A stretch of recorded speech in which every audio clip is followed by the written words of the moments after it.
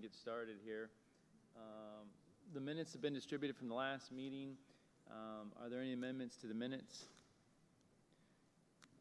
Is there a motion to adopt the minutes? So moved. Second. Can we take that by consent? Consent. Okay.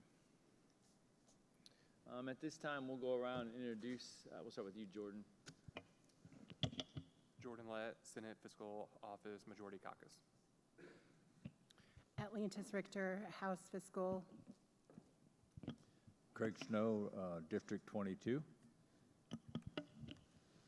Hope Tribble, Director of Fiscal Policy for the Senate Democratic Caucus.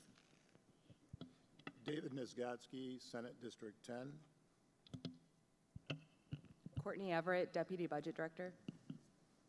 Chatteriani, State Budget Director. Krista Ricci, Senate Republican Fiscal Analyst. Ryan Mishler, Senate District 9, North Central Indiana. Jeff Thompson, House District 28. Ben Tooley, House Republican Fiscal Analyst. Gregory Porter, House District 96, Indianapolis. Eric Gonzalez, House Democrat Fiscal Analyst.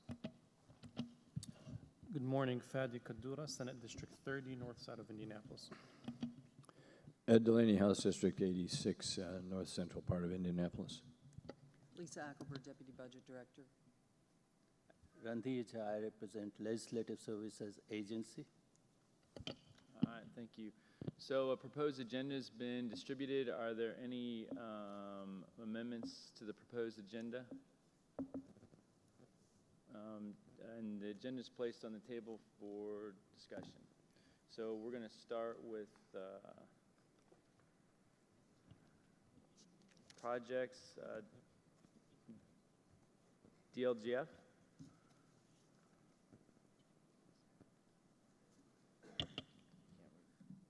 Good morning. Good morning, Chairman Mishler and members of the State Budget Committee. My name is Jamie Bolster. I'm the Deputy Commissioner and Chief of Staff with the Department of Local Government and Finance. I also want to recognize and appreciate Emily Chrysler, our General Counsel with the Department, for also joining me today. We appreciate the opportunity to be here. On behalf of the Department, I respectfully request the release of $470,000 to support the critical initiative, the ongoing support of the property tax billing modeling. Each year, the Department fields hundreds of questions regarding the fiscal impacts of bills during the legislative session. As you are aware, we are statutorily charged with providing many fiscal estimates to approximately 2,500 local units of government, while also certifying compliance and fundability during the budget certification process. The estimates the Department provides range from local income tax amounts, estimated property tax credits, cumulative fund rates, maximum levies, debt payments, and miscellaneous revenues. During this last legislative session, the Department partnered with Policy Analytics, a trusted expert in Indiana property tax modeling, to assist with calculation estimates and projections for proposed legislation and large-scale changes to the property tax system. The level of analysis needed by the Department includes modeling at the individual parcel level for all Indiana counties. While our ultimate goal is to have a fully functional property tax billing model developed and maintained by the Department, the reality is that building such a complex, accurate system requires substantial resources. We cannot afford to pause or delay critical forecasting and policy analysis while that work is underway. By engaging Policy Analytics up front, we can immediately access that expertise and tested methodologies necessary to meet the current needs, ensure accuracy, and maintain credibility. This partnership will continue to deliver the immediate high-quality results while allowing our internal team to develop, test, and refine the state's own model. This will allow the Department to lay the foundation for long-term sustainability and data ownership. This dual-track strategy allows us to both leverage external expertise in the short term and to invest in the Department's internal tools and skills we need for the future. It is also important to note our agency is currently prioritizing the finalization of the Budget's 2.0 application upgrade, which is currently set to launch in March of 2026, and adjust all existing budget applications to reflect the enacted changes in this most recent legislative session. These are significant undertakings that require substantial staff and technical resources. The development of this modeling tool will improve the predictability and transparency of local tax impacts. It will allow what-if scenarios and support data-driven decision-making. I appreciate your time and consideration in releasing these funds. Questions for Jamie? All right, thank you. Thank you. Next, Department of Administration, Matt Kent.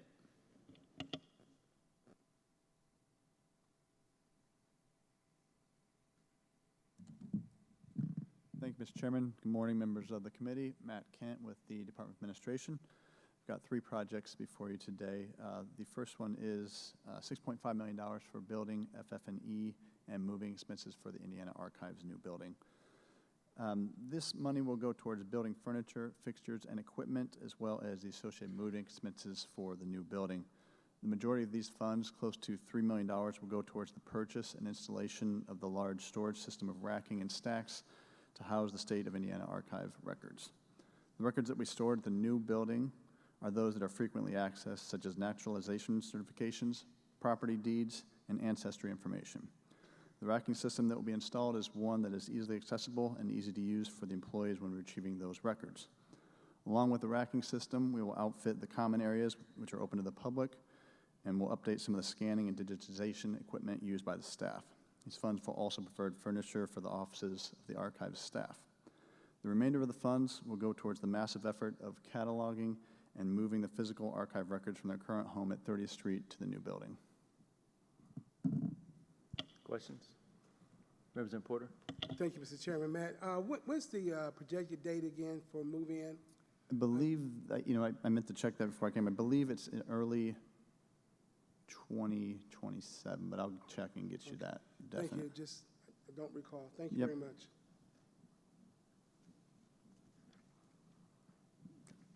Next project I've got is for a State House heat exchanger for $482,000. In 2020, we added a third heat exchanger to the State House to allow for redundancy, flexibility in our maintenance, and to lessen the load on each piece of equipment during extreme cold events. The heat exchanger to be replaced is expected, or has exceeded its lifespan of 20 years, and is vital we replace this piece of equipment to maintain our current heating abilities and to reduce wear and tear on the 2 remaining heat exchangers. Questions? All right, continue. Last project is on behalf of the State Budget Agency. We're requesting $37 million in preventive maintenance budgets for fiscal 2026. This will be for all state agency preventive maintenance budgets. So during the most recent budget bill, all state agency capital and preventive maintenance was lumped into one big sum underneath State Budget Agency. And so as part of that, we're required to come before Budget Committee and request those funds. The preventive maintenance funds go towards equipment maintenance contracts, supplies, services, and small repair projects at every state-owned facility. The dollar amounts are listed by agency on your agenda, but as I said, they are a little bit over $37 million for fiscal 26. Questions? All right. Thank you.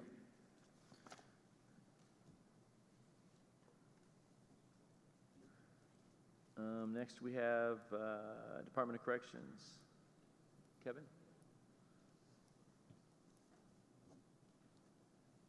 Thank you, Mr. Chairman. Good morning, members of the committee. My name is Kevin Orm. I'm Executive Director of the Construction Services Division for the Indiana Department of Correction. I've got 5 projects for your consideration this morning. The first of which is rather unique. It is the replacement of quick response sprinkler heads in 13 correctional facilities throughout our agency. This is a unique sprinkler head that's used in a correctional environment. They're required to be tested at a regular interval by federal code.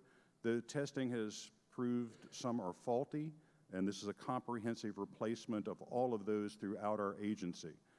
It's a unique project, one we have never went through before, but we have done all of our legwork and are ready to execute the project.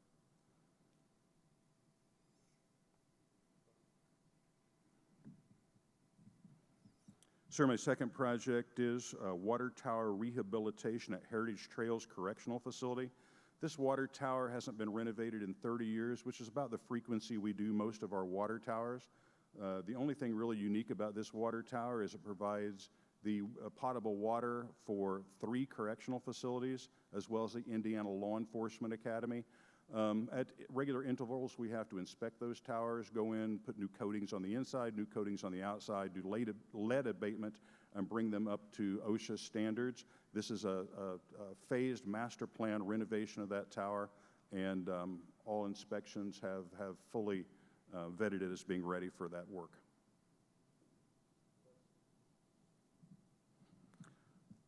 Sir, my third project is the roof replacement of the LaPorte Juvenile Correctional Facility.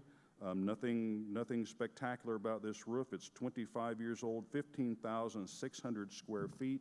It's exceeded its useful life. We've done numerous repairs on it. It does not warrant any kind of remediation or recoating. It is simply time to replace the membrane, and this project does that quite adequately.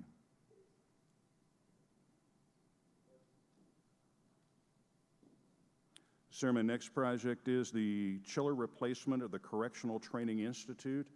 For the Indiana Department of Correction, our training venue, our preeminent training venue is the Correctional Training Institute, located at Newcastle Correctional Facility.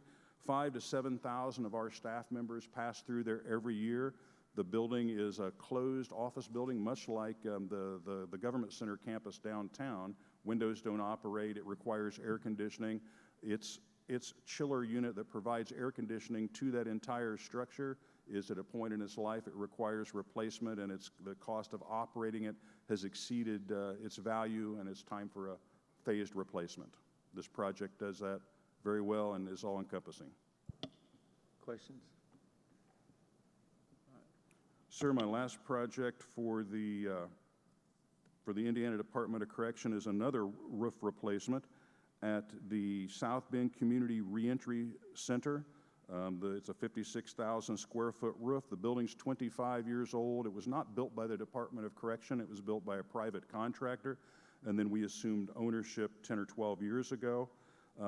Nothing of significant note. It's leaking. It has had repairs. It is at a point in its life where it requires replacement.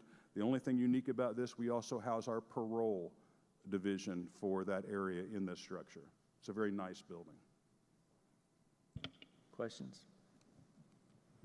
All right. Are you going to do the industries as well? I am, sir. So let's just skip ahead of those while you're standing up here. So we're I gonna appreciate jump that. to Mr. Horty will understand. We're going to jump to number 11 while Kevin's still up there. So if I could, since they've made the drive, I would like to introduce Lindsay Ellison, is our Chief Operating Officer for our Industries Division for Indiana Correctional Industries and a valued partner, as well as Mike Jones, who is the controller. He controls the money, and they are valued partners within our working group and my daily conspirators on many projects. So the first of their projects is a commissary warehouse expansion. The Plainfield Correctional Facility. The current structure is 87,500 square feet. We've already had many meetings to look and be sure we're within budget to put a 30,000 square foot addition onto the existing warehouse inside our secure perimeter, and we are on target, on budget. Their role has expanded dramatically over the last few years, and this will allow them more capacity to move product in and out to meet their operational goals. questions? So the next project is one that you've never heard from me before, and I can't say that many times after 22 years of doing this. It's a toothpaste manufacturing, packaging equipment, and die cutting project. Obviously, with the incarcerated individuals within our charge, we use a lot of toothpaste. We manufacture a lot of that in-house to save money, give them a better product. And this allows for the procurement of equipment that will end up at the Miami Correctional Facility, and then a couple pieces of the equipment will go to the Wabash Valley Correctional Facility. But all this is paid for out of Indiana Correctional Industries funding, and we are ready to proceed with the project. When you say they're funding, that's revenue that they generate from the products, right? Yes, that's correct. Okay. Any questions? All right. My last project today, one of the most unique, as a firefighter, one of the most unique projects that Indiana Correctional Industries has undertaken is wrapping vehicles for many state agencies, local departments of government, fire trucks, ambulances, many different things at the Wabash Valley Correctional Facility, giving the incarcerated individuals some really unique skill sets that are marketable once they get out. They've started this vehicle wrap program, and they've actually done a couple of fire trucks for us, and our state vehicles have done a wonderful job. But right now they are limited to being able to do that during the summertime. They can't do it when it gets cold because the wrap does not respond well to the temperature changes. This is a building we worked with them to price out and scope, and we're ready to proceed with construction of a 2,400 square foot pole barn structure, both heated, cooled, and insulated, to give them the environmental conditions to be able to train the incarcerated individuals in this skill set and perform their mission. Questions? Representative Porter? Thank you very much. Thank you for the clarification in regards to the wrap, because we just had legislation that came through it started July 1 in regards to wrap. So to clarify, you will not be doing any private sector work at your facility? At this time, we have no plans to have a private sector partnership with the vehicle wraps. That will be what we consider traditional industry, where Indiana Correctional Industries oversees that operation. But we will be working with other state agencies. Currently, we're working with the Indiana State Police to see if we can wrap their vehicles. We're working with other private partners and other state agencies on their needs as well, so we can provide a cost savings. You use the word private partners. So private customers. So anybody who's interested, Kevin mentioned that we have done fire trucks before. We do ambulances. We do local sheriffs. Okay. For municipalities, governmental bodies and municipalities. Municipalities. Okay. Use the word private. That. Yes. Yeah, So we've okay. also done projects for our joint venture partners, and we do consider them a private sector. Okay. Thank you. Thank you, Mr. Chairman. That's all of my projects, Mr. Chairman. Oh, Representative Delaney? Yeah, what's the current usage of our prisons? What percentage are they occupied? Sir, as far as our total number, I don't have that with me. I'm sorry, I wasn't prepared for that. We've seen from meetings that I've been in, we're watching our numbers slowly rise and rise and rise. I don't want to give you that off the top of my head, but I would be happy to have them provide you a report of that escalation. Please do. And more specifically, what's the empty capacity at Miami Correctional Center, where we're proposing to house federal prisoners? I will have that provided to you, sir. And are there any cost impacts of housing the federal prisoners? For example, we're expanding our commissary. If we have those folks, we'll presumably have to feed them. Have you worked out the cost mechanisms for this? No, sir, that is not the area that I control within the Department of Correction. I would hesitate to comment on any of that, but I can get you the information. So you know sir. about the facilities, but you don't know about the impact on facilities of up to 1,000 federal prisoners. I know, sir, that we heat and cool those buildings as part of the controls. Currently, they are sitting with about 1,000 beds empty, is my understanding. That's our operations divisions that manage that, so we're heating and cooling the structures anyway. I don't know that there will be any significant impact. That's for others to determine, sir. Well, you need guards, you need food, you need medical care. Has that been analyzed by anybody in your department? They are working on that, sir. I have not been part of those discussions, but I can get you that information and connect you with somebody that can answer all your questions. And do you expect them to come before this body for support on any such activities? Sir, I have no knowledge of the route that will take for approval. So you're obviously not participating in conversations about these problems or issues or costs? No, sir, I am not. What's your title? Executive Director of Construction Services. I manage the facilities, buildings, grounds, and a bunch of other things within our agency, but not the occupancy. That's the operations division. So the facilities division is not involved in the occupancy issue? Okay. The cells at the Miami Correctional Facility are sitting there. They are empty. They are perfectly functional. They are ready for occupancy today. We have no pending work to do on any of those structures. As we have had some cells open over the last few years, we have went in and made those cells to be perfectly pristine and ready for occupancy. At any given time, our operations division has proceeded down the road. So why do we have 1,000 unoccupied beds being air-conditioned and ready for occupancy? How long has that been going on, and why?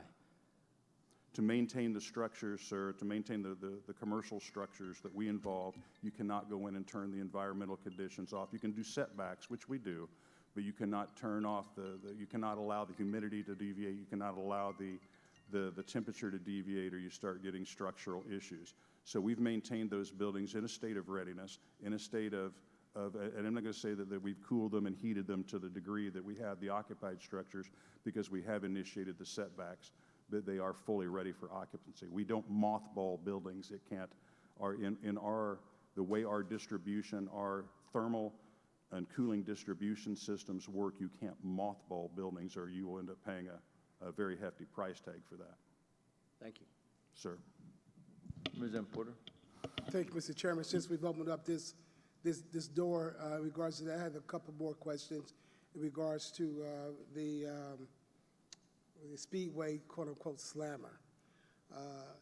My question is that I know that if we have those 1,000 beds, and I know that in the state budget, we have put $300 million aside because we did not totally fund Indiana Department of Corrections, as well as FSSA and DCS. Will any of these dollars be going toward that Miami to address those 1,000 beds, and also with the staffing, who will staff that facility? You said you're not part of it, but those are questions that are concerned to me also. I appreciate your question, sir. The conversation that I had with the commissioner would be free to answer any of the questions that you may have. He's the one with the knowledge. I have not been any part of those discussions. Once we determined the facilities were ready for occupancy, the staffing and all the operational concerns are not within my realm. Okay, thank you. Thank you, Mr. Chairman. Thank you for the answer. I will hope that in the very near future, possibility the commissioner will come and make a report or send us something to you to distribute among us, want it on record, requesting what is how we're matriculating in regards to the 1,000 beds and these quote-unquote Speedway inmates. Thank you. Anyone else? All right, thank you. Thank you, Mr. Chairman. We're going to go back to number 10. Tim Horty with the Law Enforcement Academy. Good morning, Mr. Chairman, members of the committee. My name is Tim Horty. I proudly serve as the executive director at the Indiana Law Enforcement Academy in Plainfield. It's where the majority of our police officers around the state are trained. We are respectfully requesting a $1.9 million allocation for a generator to continue with the operation of what we're doing at the academy. We have a 24-hour, 5-day-a-week schedule, and we also the continuity of operations for government within the state of Indiana. If something were to happen downtown in the state office building, all of the operations would temporarily move to the academy, which is why we think it's important to have this generator. Questions? All right, thank you. Thank you. Next, we have Department of Transportation, Steve McAvoy. Morning, Mr. Chairman, members of the committee. Steve McAvoy, NDOT Statewide Facilities Director. 3 projects on the agenda today. The first one is a request for $11,500,000 for the construction of a new unit building and salt building in Evansville, Indiana. This new unit building will replace the existing Addison unit building, which was built in 1930, and the existing Chandler unit that was built in 1989. The new salt building will replace the existing Addison unit salt dome that was built in 1982 and the existing Chandler salt dome built in 1987. The existing unit buildings do not allow for OSHA-approved work clearances or proper ventilation within the garage spaces. In addition, the age and condition of the structures has contributed to other operational environmental issues such as ADA accessibility, the inability to wash trucks inside with containment, site drainage, and stormwater runoff issues. The existing salt building does not allow for salt to be offloaded and loaded under roof. Offloading and loading of salt outside in the winter is unsafe and contributes to off-site salt contamination. Construction of the new unit building and salt building will mitigate these concerns. The construction will take place on the new unit site in Evansville. Upon completion of the construction project, the Evansville Addison unit and the Chandler unit will be sold. Next project is a request for $340,000 for the architectural and engineering fee to renovate the Borman Traffic Management Center. The Borman Traffic Management Center was built in 1998 and needs significant work to the existing mechanical, electrical, and plumbing infrastructure and building envelope systems. The MEP systems are original to the building and are at the end of their useful life. It is imperative that we replace these systems prior to any equipment failure that would shut the building down, as this traffic management center is responsible for all Northwest Indiana interstate and state road traffic operations.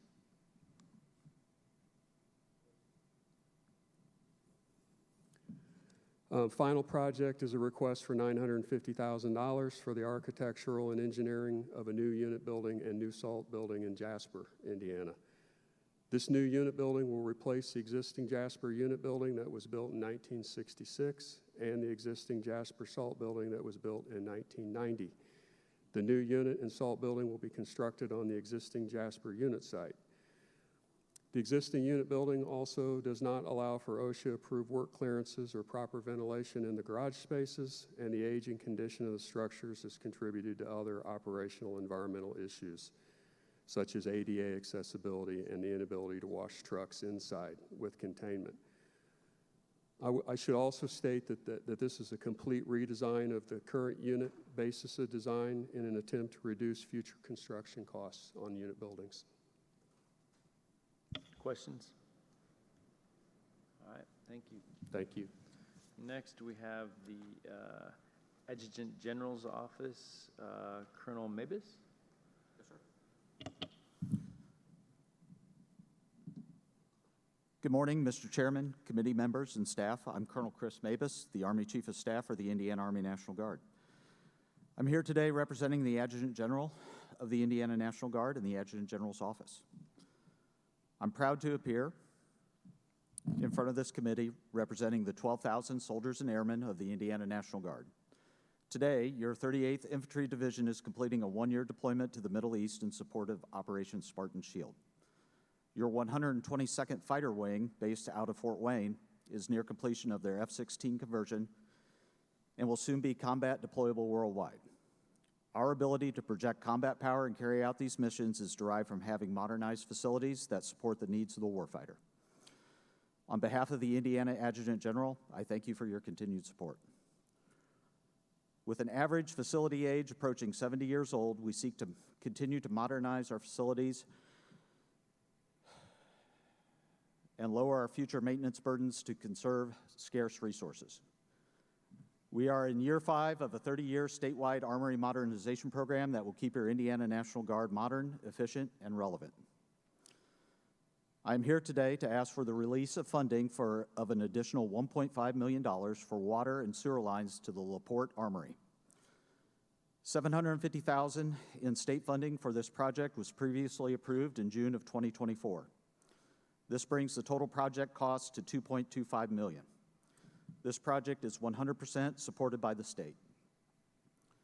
This funding will be transferred to the Indiana Finance Authority to support the City of LaPorte efforts to bring municipal water and sewer to the Armory. The cost increase of this project is driven by increasing construction costs and the need to ensure adequate fire flow. This project allows the organization to reduce the amount of money spent on repairs and replacement of existing, aging, and failing infrastructure. The LaPorte Armory is one of the few remaining armories still on well water and septic fields. The current well is 70 years old and does not have consistent quality or pressure and has caused deterioration of other assets. The current well will be closed and the septic system will be removed after the project is complete. Construction is planned for early spring of 2026. Pending your questions. Questions? All right, thank you. Thank you. Yeah, I did have one Oh, question. Representative Delaney? Are you suggesting that the cost has doubled since last year? I'm not suggesting the cost has doubled. The $750,000 initial cost was for design and seed money for the project. Installation costs or construction costs have increased, but it has not doubled. What percentage increase is that? And we're talking about a 1-year period, am I right? It's about a year? Yes, sir. Yes, sir. I'm going to call Mr. Mahern up. Good morning. My name is Jim Maher. I'm Director of State Facilities for the Adjutant General. Currently, when we set out with the City of LaPorte to design the system. Yep, there you go. Yes, sir. So when we set out to design the system with the City of LaPorte, we had a single leg providing water to provide additional fire flow protection and ensure water quality. They have since proposed a loop system, and that is what is, so it's an additional cost for additional construction, sir, that has driven that cost up. So there's a change in the project? Yes, sir. As well as the cost? Okay. Yes, sir. There was a change in the scope to provide resiliency of water. Understood. Thank you. Any other questions? All right, thank you. Thank you. Next, we have Department of Natural Resources. Greg?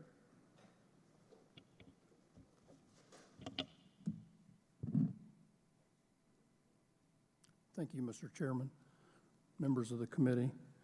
I'm Greg Sarles, the Deputy Director of the Department of Natural Resources. Today, DNR has 3 projects on the agenda. Our first project is a request for $3.9 million for a wastewater treatment facility at Harmony State Park. The existing plant has not been able to meet several of the EPA or IDEM standards. We're not capable of handling the volume of the sewage or meet our permit requirements. We haven't completed any recent renovations. DNR had teamed up with the Indiana Finance Authority in the hopes of running a forced sewer main to New Harmony. And in the end, the project was just simply cost prohibitive. So the proposed solution, we have a similar plant at Indiana Dunes and at Summit Lake State Park. We think will meet the needs for years to come. Questions? All right. The next project is a $2 million request, $1 million state funding, $1 million federal funding, land, water, and conservation funds to rehab the Morgan Monroe campground. The Division of Forestry is requesting the funding at the Morgan Monroe campground. The facilities face significant challenges. There's not been a lot of updates since the original installation. This would install 100 campsites, add electricity, a comfort station, and 25 camper cabins, as well as pave the roads and some of the ADA sites. Questions? And the final project is an $800,000 request for the District 6 Law Enforcement Headquarters at Atterbury. The current District 6 Law Enforcement Office is located at Atterbury Fish and Wildlife area. It is actually a 6-unit mobile command trailer. We put that together in 2016 as a temporary office space. And currently the trailers are just reaching their end of life. The project is really a good example of how government works best. The Department of Administration, Department of Corrections, and DNR has teamed up to put plans together to save us considerable dollars. Questions? All right, thank you. Okay, thank you. Next is the Richmond State Hospital, Jeff Wedding. Good morning, Mr. Chairman, members of the State Budget Committee. I am Jeff Wedding. I'm a superintendent within the State Psychiatric Hospital Network under the Family and Social Services Administration's Division of Mental Health and Addiction. I'm also joined today by Jeremy Matthews, the Assistant Superintendent at Richmond State Hospital. We are here today to discuss 4 appropriated projects for our Richmond campus.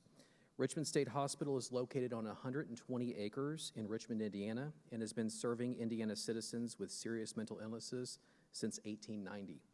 They proudly celebrate their 135th anniversary this week. The first project needed at Richmond is for a second and final phase to replace key components of the fire protection system. The first phase of this project in 2023 focused on critical patient areas, while this next phase will put the remaining 20 buildings on the new notifier system. With the analog system from 1990 failing, the Richmond campus now has been on intermittent fire watch for over 2 years. Moving the rest of the campus onto this new notifier system will ensure the integrity of all buildings remain intact. Additionally, the sprinklers tied to this system are corroding and leaking throughout patient care areas, leading to costly repairs. The scope of this project will entail installation of fire panels, installation of data lines, and replacement of the damaged sprinkler piping with a dry system to ensure these areas are up to the standards of fire protection coverage. We're seeking the release of $2,800,000 appropriated for this project, and Richmond State Hospital staff are prepared to begin working with IDOA Public Works as soon as possible. Questions? The second appropriated project that I'm seeking today is for Richmond State Hospital to pursue their Building 511 and Building 514 generator project. This project entails the removal and replacement of the diesel generator supplying both of these patient care buildings. The current generator has been in place since these buildings were built in 1990 and has required several expensive emergency repairs to keep it functional. Transfer switches in the diesel tank can no longer carry the up to 30% of the load bank during testing, and not having reliable emergency power means that patient and staff areas would lose utilities during an outage. The scope of the work for this project is to include the installation of a new standalone generator that will increase the load from 600 kilowatts to 900 kilowatts, as this will meet the demands to keep utilities running. We're seeking the release of $529,000 appropriated for this project, with Richmond State Hospital working with JOC Mechanical Contractor. Questions? The third project that we're seeking today is for Richmond State Hospital to pursue their safety and security camera project. This hospital requests funding for security camera system upgrades, as well as installation of cameras in patient care areas, administrative areas, and external locations across the campus. RSH's existing system is now over 30 years old, is deteriorating, no longer under warranty, and needs to be upgraded. Additionally, this campus has limited Prox badge access to vital security doors. The scope of this work will replace the current operating system with a new one, which will be integrated into the statewide network, which includes wiring, installation, programming, and the replacement of cameras, along with the installation of mag locks in key locations. This project will increase the picture quality, increase system-wide reliability, and reduce safety concerns across the vast campus. We're seeking $1,600,000 appropriated for this project, with Richmond State Hospital staff prepared to begin as soon as possible. Questions? Representative Porter? Thank you, Mr. Chairman. Jeff, Yes, what's the population of Richmond State Hospital, and how many buildings do you have? It's a great question. There's 173 patients out of 190 beds as of today, and well over 20 buildings, I'd say, yeah. It's a huge campus. Back in the day when a lot of the original hospital buildings were built, I want you to think departments had their own building, and that's how that campus still operates. And how many employees are there? Over 20. So you have 20 employees taking care of 173? Oh, you said employees. Employees, yeah. Apologies. 350 roughly for 350? 350 employees for the entire campus. I was getting ready to say, you Yes, what? sir. I see why you need security. Oh, yeah, that's a lot. right. Yeah. All right, We thank need employees if that's the All case. right. Yeah. Thank you, Mr. Chairman. Thank you. Thank you, sir. Other questions? All right.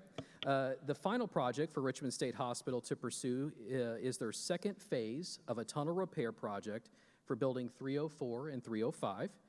This tunnel system, built in the early 1900s, currently houses many vital electrical, data, water, steam, and gas lines that service the Richmond campus.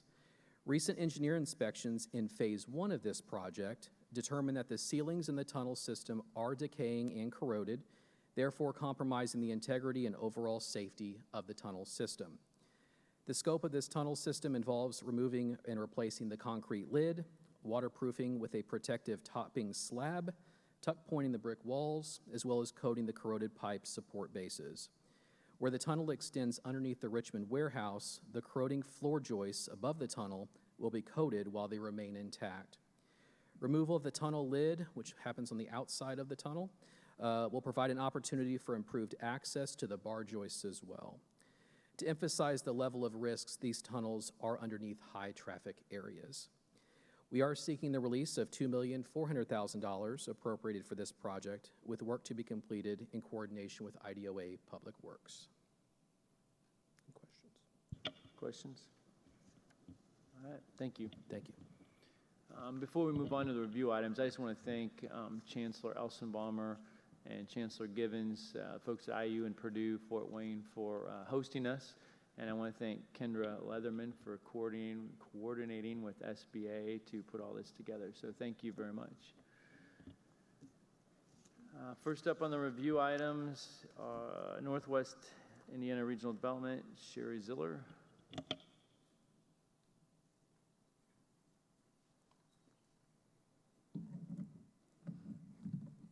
All right. Good morning, Mr. Chairman and members of the State Budget Committee. I'm Sherry Ziller, President and CEO at the Northwest Indiana Regional Development Authority. Today, I am joined by my colleagues, David Reynolds from Policy Analytics and Aaron Kowalski from MKSK. And today, I am here to present the recently completed Transit Development District for the towns of Pines and Beverly Shores. So I know you've had a packed agenda today, so I'm going to keep this brief. So just as a reminder, the RDA, we were created in 2006 to fund transformational infrastructure projects in Northwest Indiana. One of those projects is, of course, the $1.5 billion expansion of the South Shore commuter rail system, which is projected to bring more than $2.5 billion in private investment over the next 2 decades. So in order to speed up the state's return on investment on those projects, the RDA was subsequently authorized to create transit development districts to incentivize that development. The Transit Development District in front of you today, this will be our 11th established TDD, Transit Development District. So like the others, it begins as a half-a-mile area, including the train station itself, and it does function similarly to a TIF district. Those incremental property and sales taxes generated subsequent to the establishment will flow to the Northwest Indiana Regional Development Authority. Then our agency, the RDA, can then use those dollars back into the boundary in which those revenues were derived to help fund infrastructure improvements and development incentives within that district. The goal is to provide a structure to encourage that transit-oriented development. We can do this in a number of ways, such as we can issue bonds, we can provide loan guarantees, and the RDA can also act as additional capacity for local governments. Our larger communities, such as like the city of Hammond, they certainly have plenty of resources that they can utilize, but our smaller localities, such as the one in front of you today, Beverly Shores and Pines, they really can use all the help that they can get. So the next 3 slides here, I'm going to go through very quickly. So the statutory requirements, again, the Transit Development District starts with an area of up to half a mile, or that would be 320 acres about, and it can be expanded once up into 1 mile. And this is just a snapshot of the process that we use in which the boundaries are developed, which does involve extensive discussions with local leadership and multiple public interactions before the boundary is actually finalized. And this slide right here is a breakdown of the numerous meetings and public engagement sessions and hearings that we've had with both of our communities over the course of 2024 and 2025, which is when the bulk of the work was completed. And here in front of you on this slide is the Beverly Shores Town of Pines Transit Development District. The portion in green is in Beverly Shores. The portion in blue is in the town of Pines. This is a unique transit development district. While we do have other transit development districts that include one or more communities, this is the first one to include a community, Pines, that does not itself have a train station. And this is because the Transit Development District has a very specific goal, and that is to fund the connection of these two communities to the Michigan City sanitary sewer system. And to get the sewer to Beverly Shores, which is where the station actually resides, it has to go through the town of Pines. So Pines agreed to join in the effort because the town recognized the benefits that a connection to Michigan City would bring. That connection is a prerequisite for any kind of significant development to occur in either community for the town of Pines or Beverly Shores. Both are currently on septic, and this will have a number of benefits in addition to the economic development. Most notably, it will reduce the E. coli contamination along the shoreline, thus reducing the beach closures. That really does have an impact on tourism to the state national park in Northwest Indiana. But fundamentally, these communities need the sewer connection to continue to grow. And that is it in a nutshell, and I'm happy to answer any questions. Questions? All right, thank you. Thank you very much. Next, we have Indiana State Police.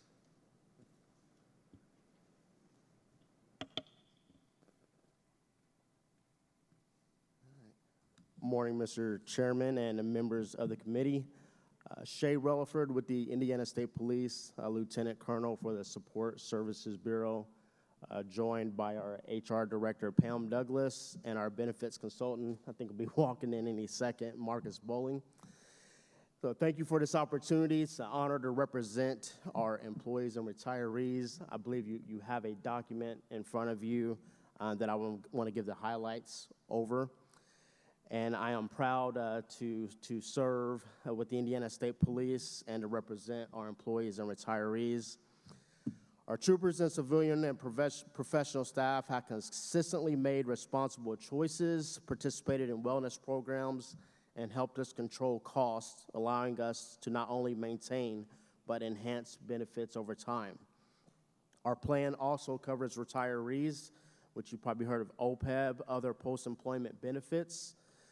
This refers to the health benefits we've promised to retirees after they leave service.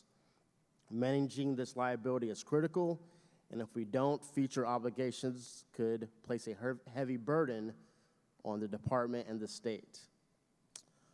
For 2026, our proposal focuses on balance, maintaining value for employees while continuing to protect the plan's long-term stability. Few of the proposals that we're making is to keep the premiums the same for active employees, keeping the HSA contributions the same, continuing the Wellness Incentive Program where we focus on annual physicals with the department physician and non-tobacco attestation.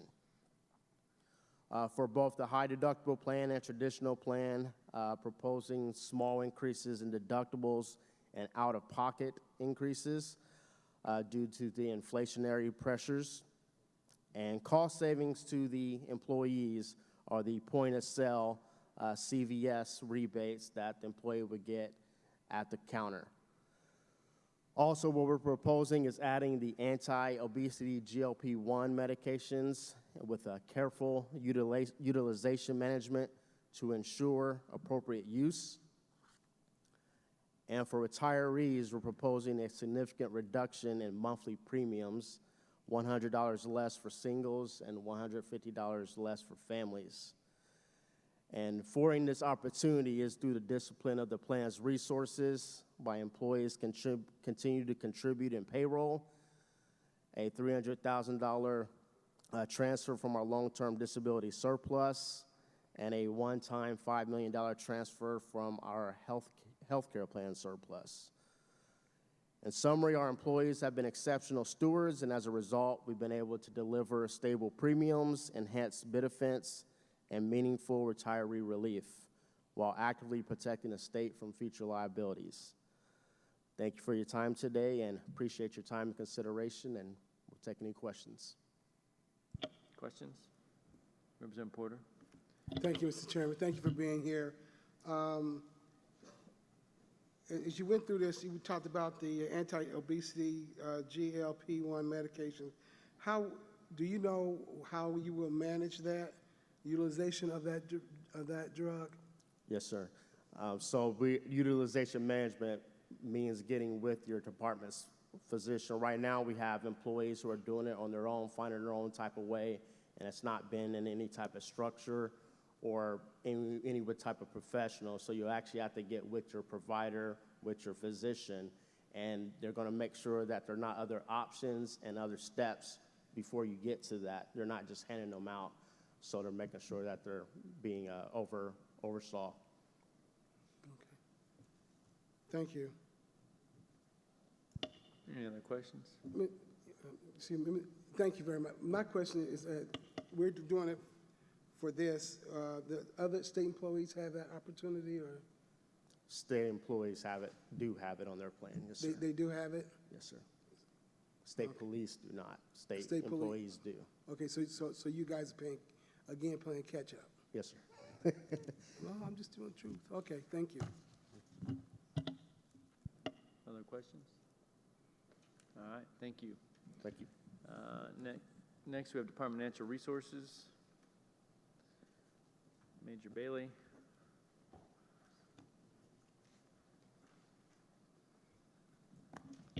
Good morning, Mr. Chairman and committees and staff. I'm here on behalf of our Excise Police Indiana Conservation Officer Health Insurance Plan and to discuss the proposed changes we have. For 2026, we'd like to maintain premiums at the 2025 rate for all tiers, continue our chronic condition management and wellness incentive programs, continue offering a traditional PPO plan with a few updates, which I believe you guys all have those. Increase the annual deductible for single from $750 to $1,000, family $1,500 to $2,000, increase annual out-of-pocket $3,000 to $3,500 for singles, and family will be $6,000 to $7,000. Continue to implement the point of sale rebate through the CVS Caremark. Continue our SWORD Thrive program. It's a digital physical therapy program to mitigate chronic, acute, and post-surgical pain. And for our retirees, maintain the 2025 premium levels. Thank you. So are those numbers the same as state police? I'd have to look at theirs and see. Okay. I'm not sure. All right, thank you. Questions? Senator Skotsky. Yes, thanks, Mr. Chair. Thank you.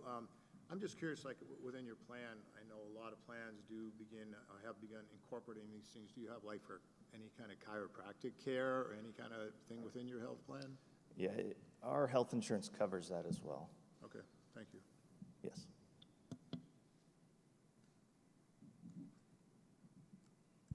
Other questions?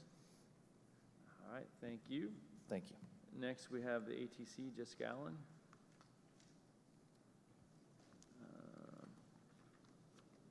Jessica, is that you? I'm Officer Vargo with the Indiana State Excise Police. The chairwoman is at the back of the room. I'm a member of the Excise and DNR insurance plan. Okay. I work with Major Bailey on the committee to come to these decisions. I'm just going to echo what he said because these apply to the excise officers as well. Do you have any questions for me? Thank you. Jessica, did you want to say anything? Okay, so move on.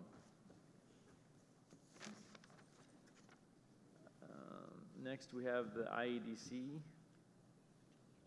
Josh Richards.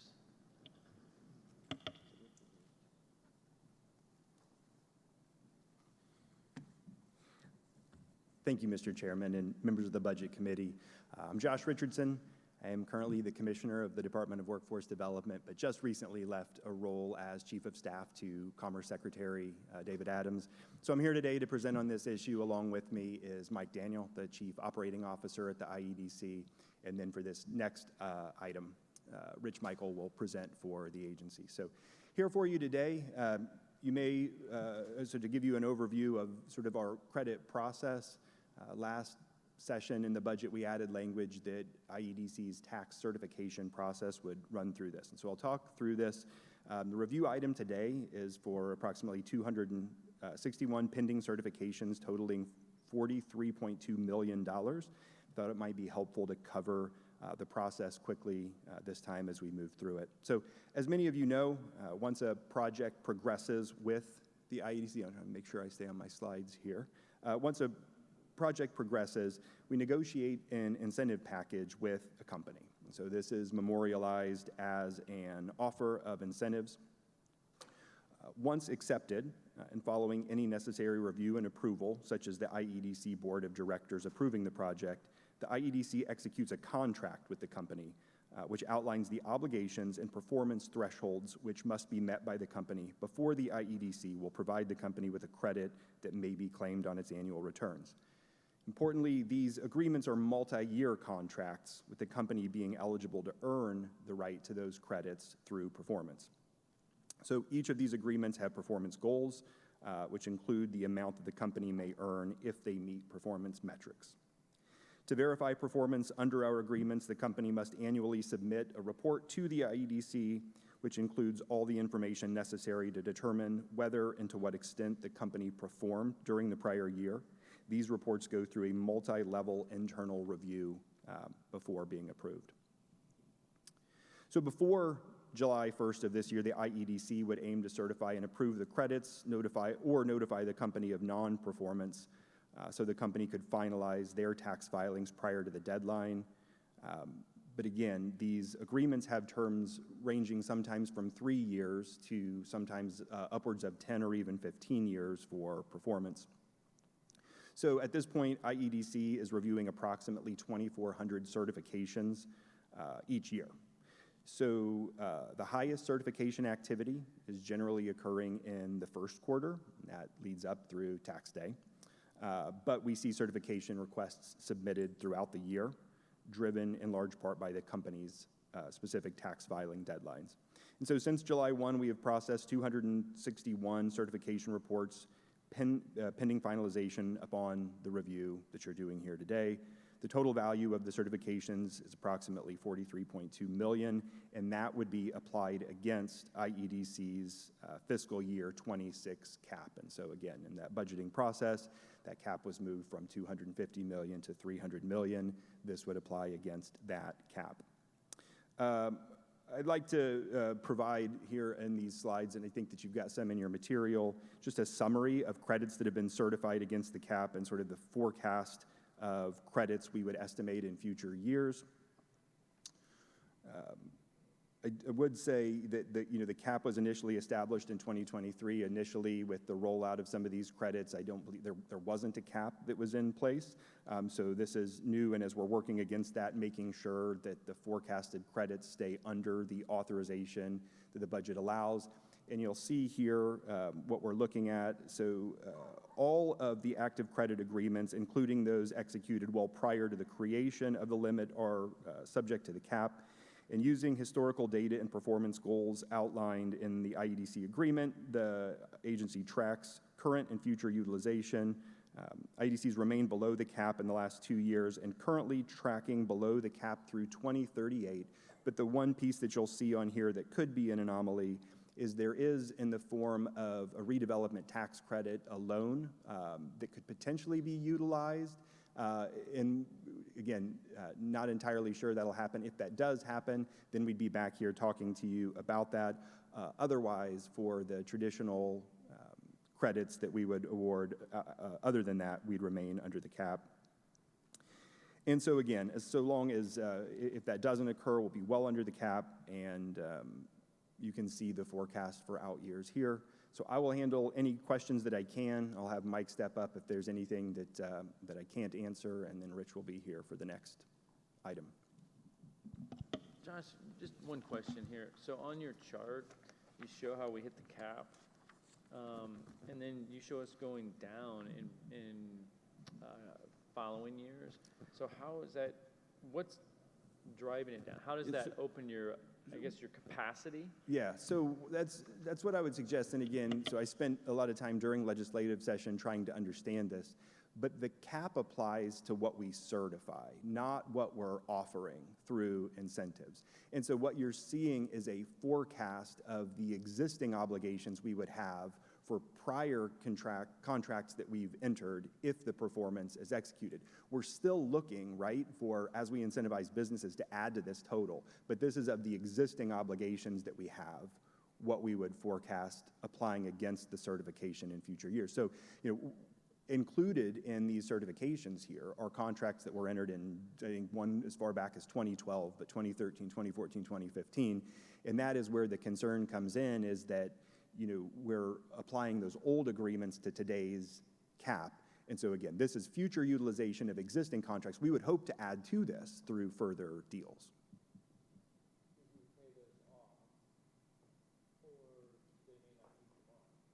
This is the forecast of what we will expect to meet the mark, but what will happen is that in this fiscal year, we would be entering into new agreements that would add to the projections of the costs in future years, if that makes sense.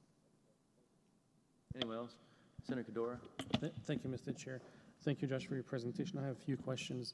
So maybe first to the co-chairs of the committee, the $300 million tax credit cap that was included in the budget that just passed, have those dollars been factored in when or appropriated?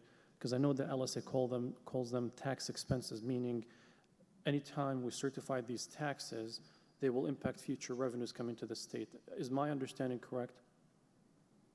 I believe it is, yes. So basically, even though we capped it at $300 million, those are tax expenses that were given to corporations. I appreciate you for confirming that. Josh, my question is this.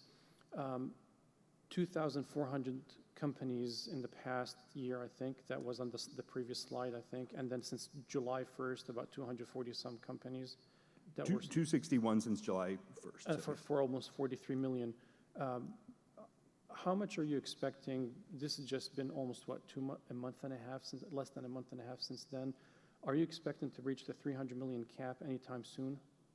So, I mean, again, so the forecasts are up here of what we would expect in out years. And so based on our current projections and forecasts, we would not reach that with the potential exception of this RTC loan. Second question, and if that's, I know that you transitioned to DWD, so if that's not appropriate for you, I will be more than happy to speak, with IEDC. The second question, we had an outside act that was approved during session to give up to $50 million of sales tax credit towards supercomputing data centers. Is that factored in? I know that this is specifically to the tax certification of the $300 million. Are you forecasting, or is IEDC forecasting through the deals that you're discussing with any of these entities, any of these $50 million? Are they going to come online anytime soon? I do not believe that those $50 million apply to the cap that the IEDC Correct, it's separate. has. There's It's a bucket of credits that Correct, do go it's into separate. that. My question, are you aware of any deals happening currently with IEDC that would impact also our future revenues as a state in addition to the $300 million cap? Are you aware of any of these deals? I would not be familiar with those deals. Great. Maybe I'll follow up with IEDC separately on those. Mr. Chair, if I may, I'm going to ask just a couple of more questions on the, and it might be more appropriate for IEDC or Josh, since you're the former chief of staff, I think you said, of IEDC. Can you help me? What is the status on the FTI audit that the governor announced? And have we fully paid the $800,000 for that forensics audit of IEDC? So I know that that's ongoing as you do. I'm unaware of the current status of it or whatever the contractual obligations are there. But I know that it's ongoing. My second question, can you confirm whether or not the governor's office or the OMB resumed paying the monthly $500,000 or $500,000 to Elevate Ventures? I would look to others to answer that. I don't know the answer to your question, Senator Kadora. Okay.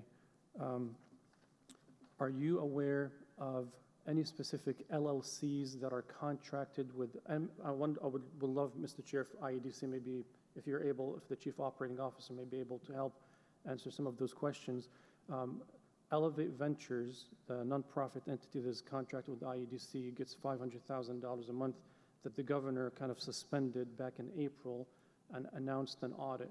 Since then, I want to get a confirmation there are key employees of Elevate Ventures that could potentially be double dipping senior staff making close to $500,000 annually by getting paid by Elevate Ventures, Elevate Management LLC. Are you aware of any of these relationships or transactions with these staff members?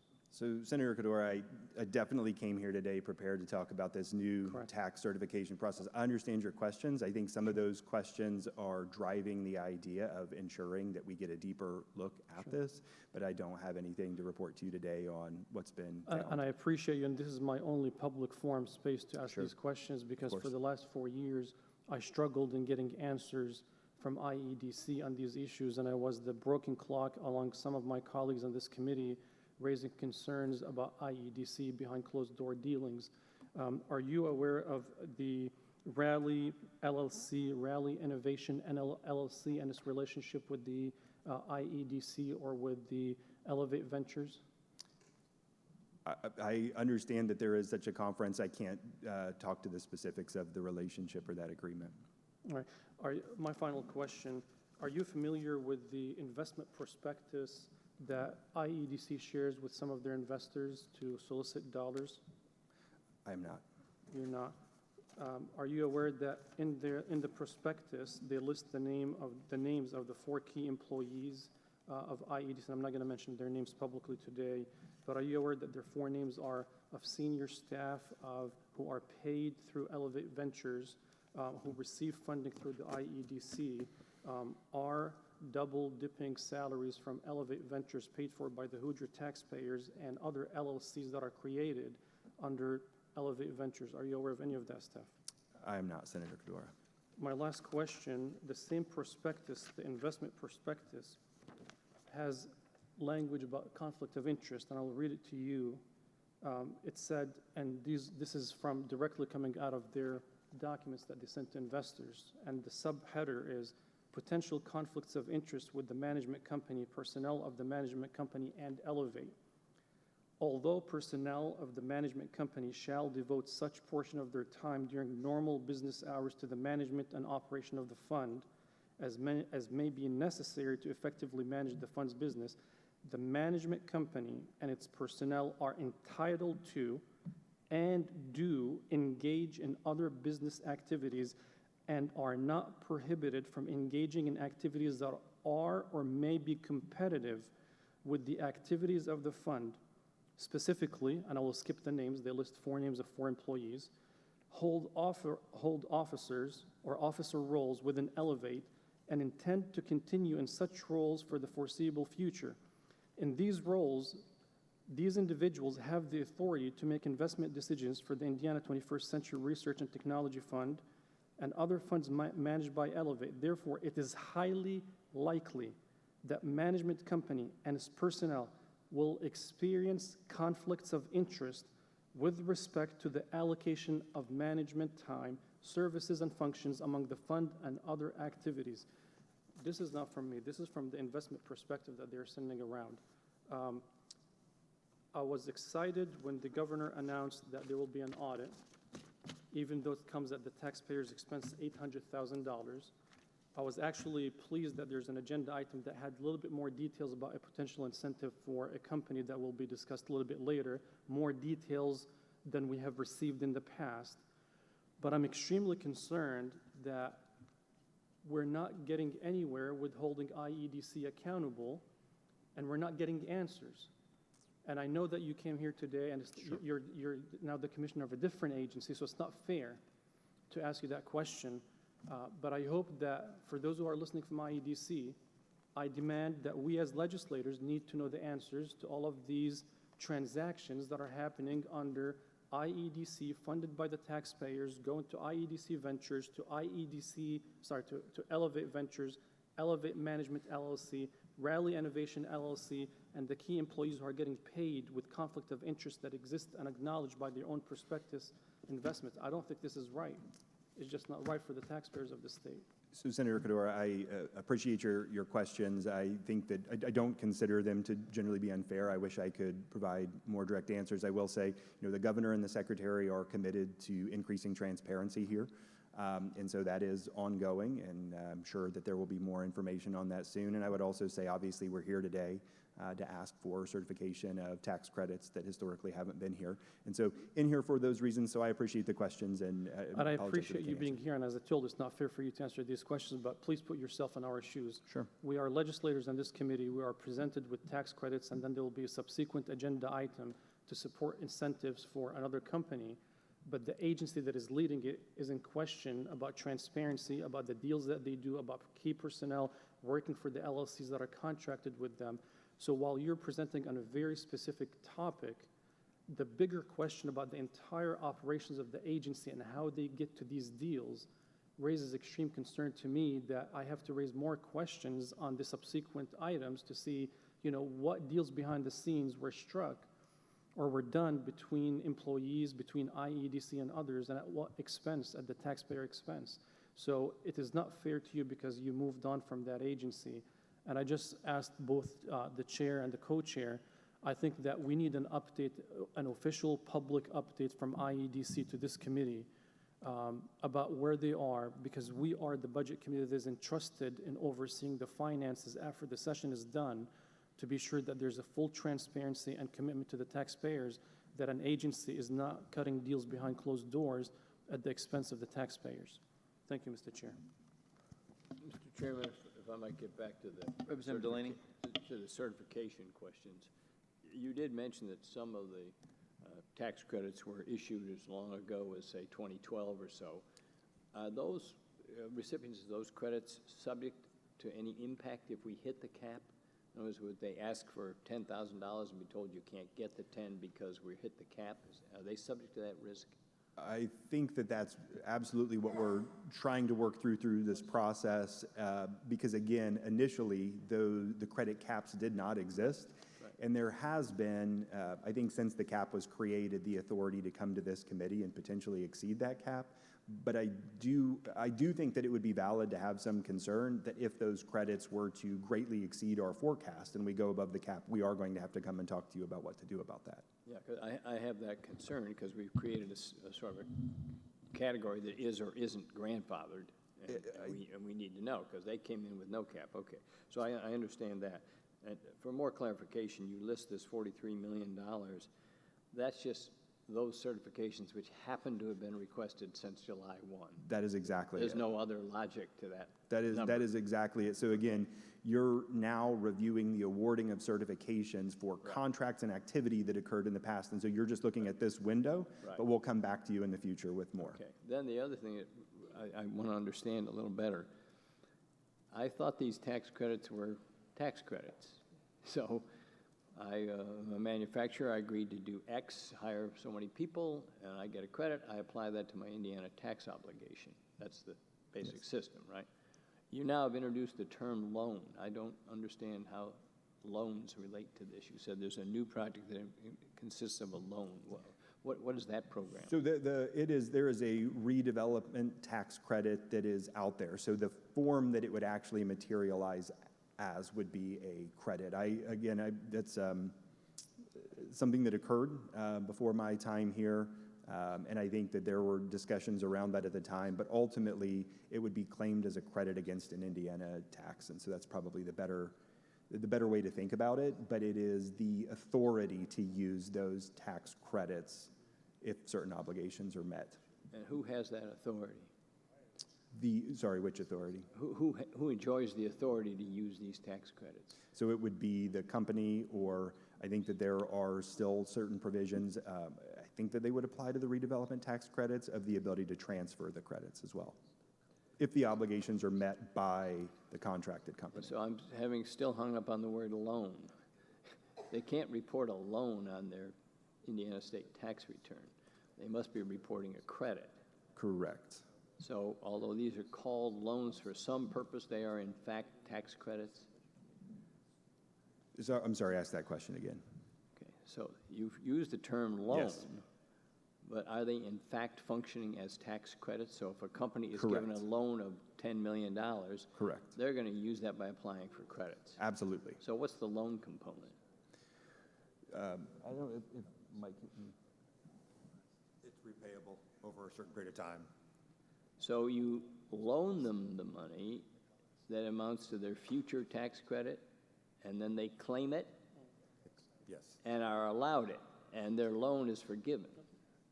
The loan is repaid over time, over a certain. The loan is repaid by filing for a credit? Forgive me for not knowing the mechanics of the actual transaction itself. I know that it's a period of time of a repayment of the loan is how I understand it. Yeah, and so I think what you're saying is instead of just the credit sitting out there unused, because I haven't done my job yet, I haven't applied yet, I haven't been certified yet, I actually get loaned the amount of the tax credit. They must actually certify the actual tax credit with the requirements to achieve that before they actually can take down that loan. And then the loan is repaid over time, as I understand it, over a period of time outlined in the loan agreement. So in addition to getting a tax credit, I'm getting a loan if I'm one of these businesses. Is that what we're doing? Again, I apologize for not knowing. I just think that throwing the word loan into this tax credit discussion has got at least this one head confused. And why, if you can get that chart back up that showed where the red line went over the top. Sure. Yeah. Oh, here you go. That one here. I take it that the risk seems to come from the potential redevelopment tax credit in some significant amount. Correct. Some $250 million or so? Over 200. Over $200 million.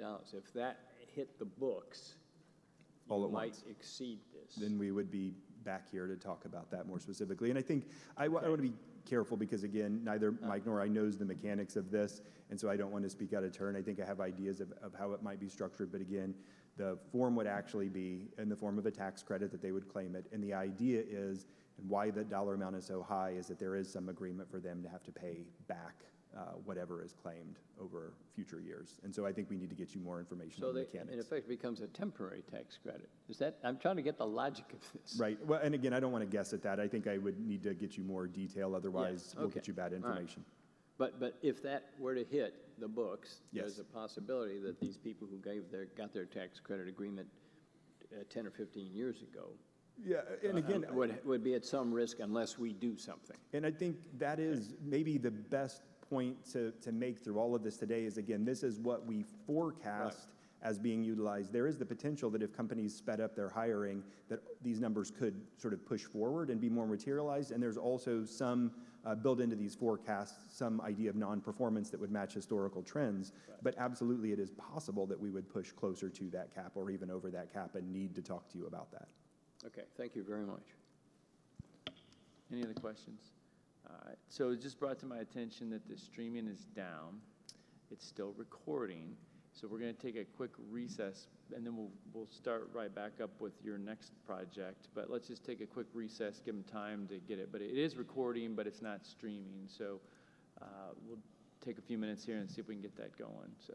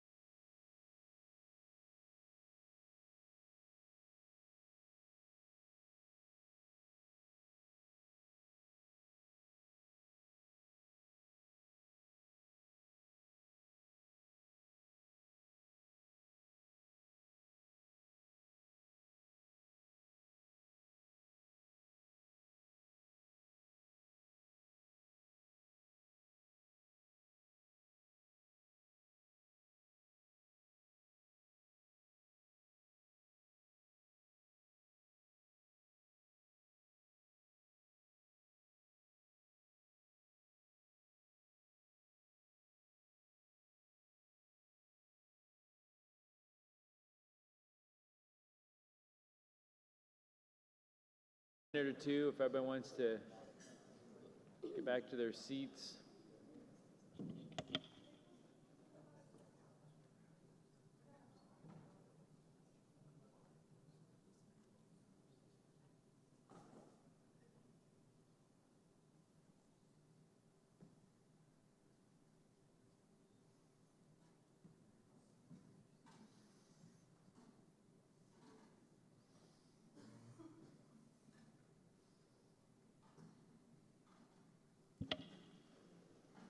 All right, so we're going to go back to IEDC and their next project.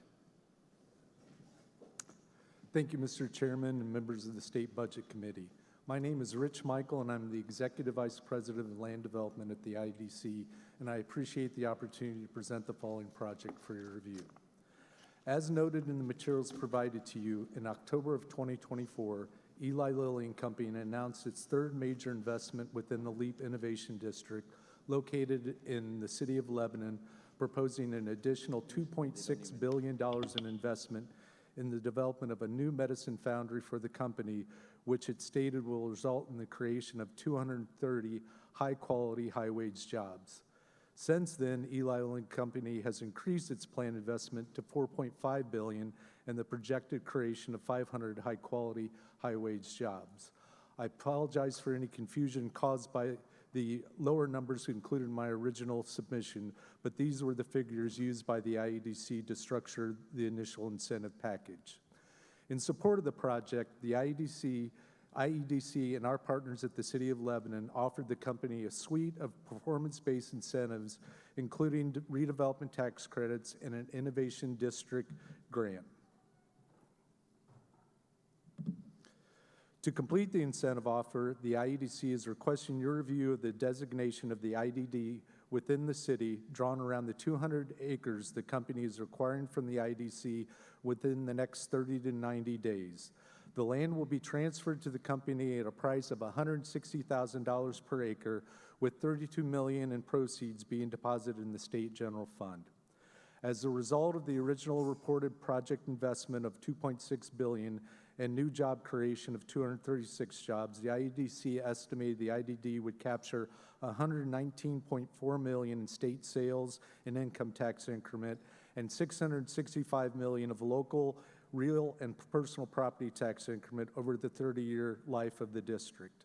A portion of the increment generated by the project will be provided back to the company as a component of the state and community combined incentive offer.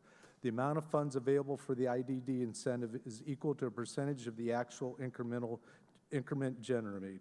Specifically, of the $665 million in local increment generated by the project, 12%, or approximately $79.8 million, will be distributed directly to the city and the local school district general funds during the life of the IDD.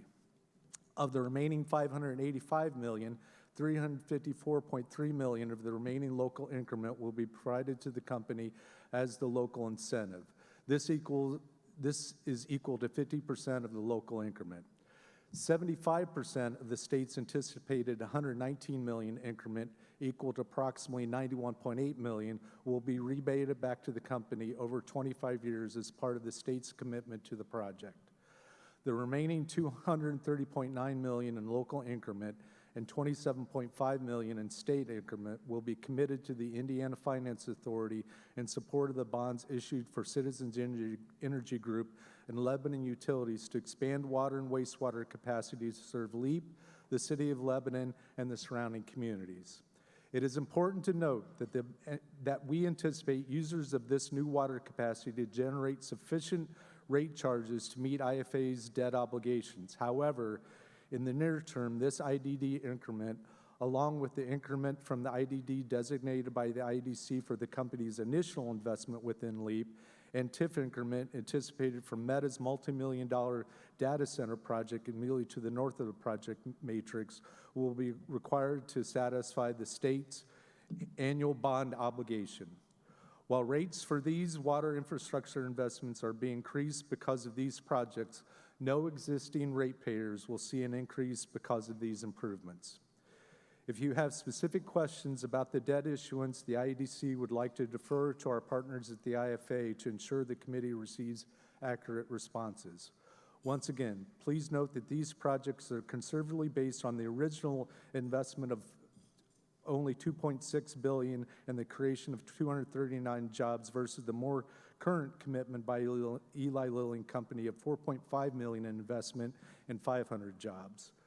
The IEDC is appreciative of Lilly's commitment to the state of Indiana, expect its commitments to the state will attract new companies to Indiana in and around the LEAP District, generating additional high-quality jobs for Indiana residents, strengthening Indiana's economy long-term and ensuring a strong return on investment for the state's general fund.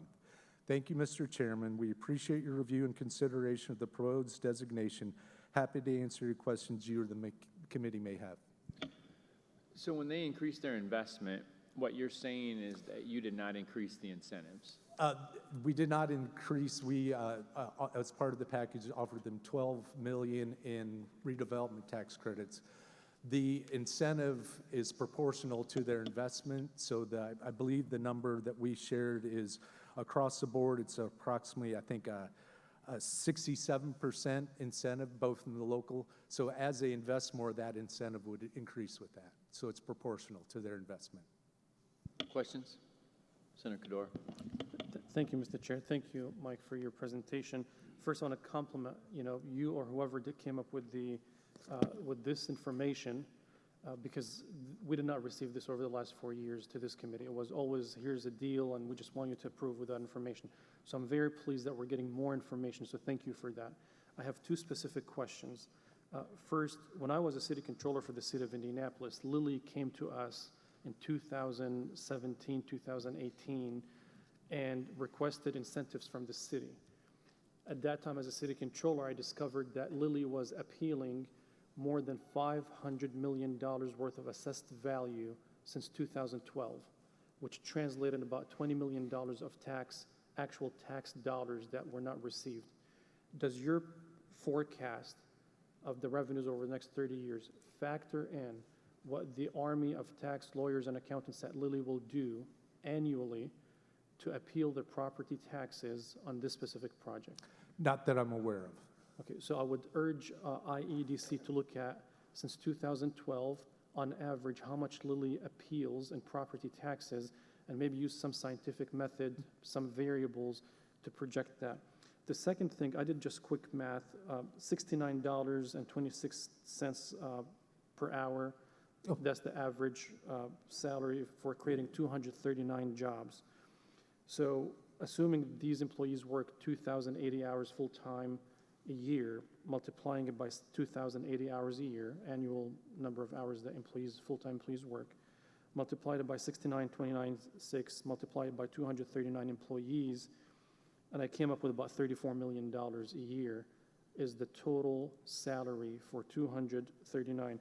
If I look down at how much we are offering as a state and local, it said that the IDD is offering a total of $446 million. Is that number accurate based on the document that you gave us?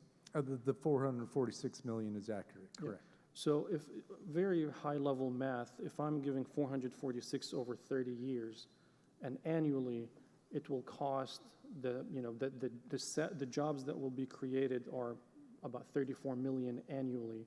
So we're almost subsidizing 11 years worth of job creation out of 30 years. So when I look at the forecast, I appreciate that, but my question is there a formula within IEDC that determines what is an effective return on investment if I'm subsidizing a company with hundreds of billions of dollars worth of dollars on their balance sheet, a global company?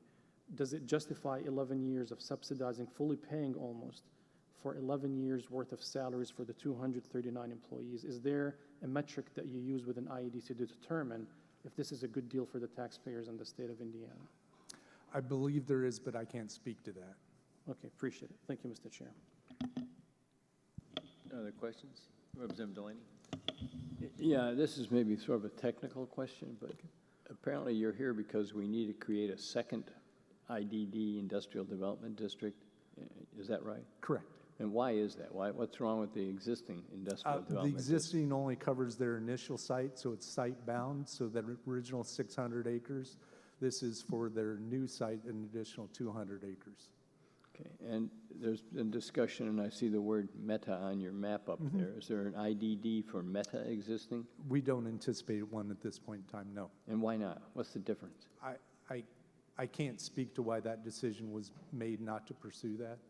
Okay, when you talk about these various revenues we expect in taxes and so forth, are any of those income side we're talking about, any of that expected to come from the Meta project to cover these obligations, or does it all come from the Lilly project? So there's different, I believe it's my understanding the city of Lebanon plans a TIF for the Meta project. So that would encumber those property taxes to help pay down the infrastructure costs to get water up there.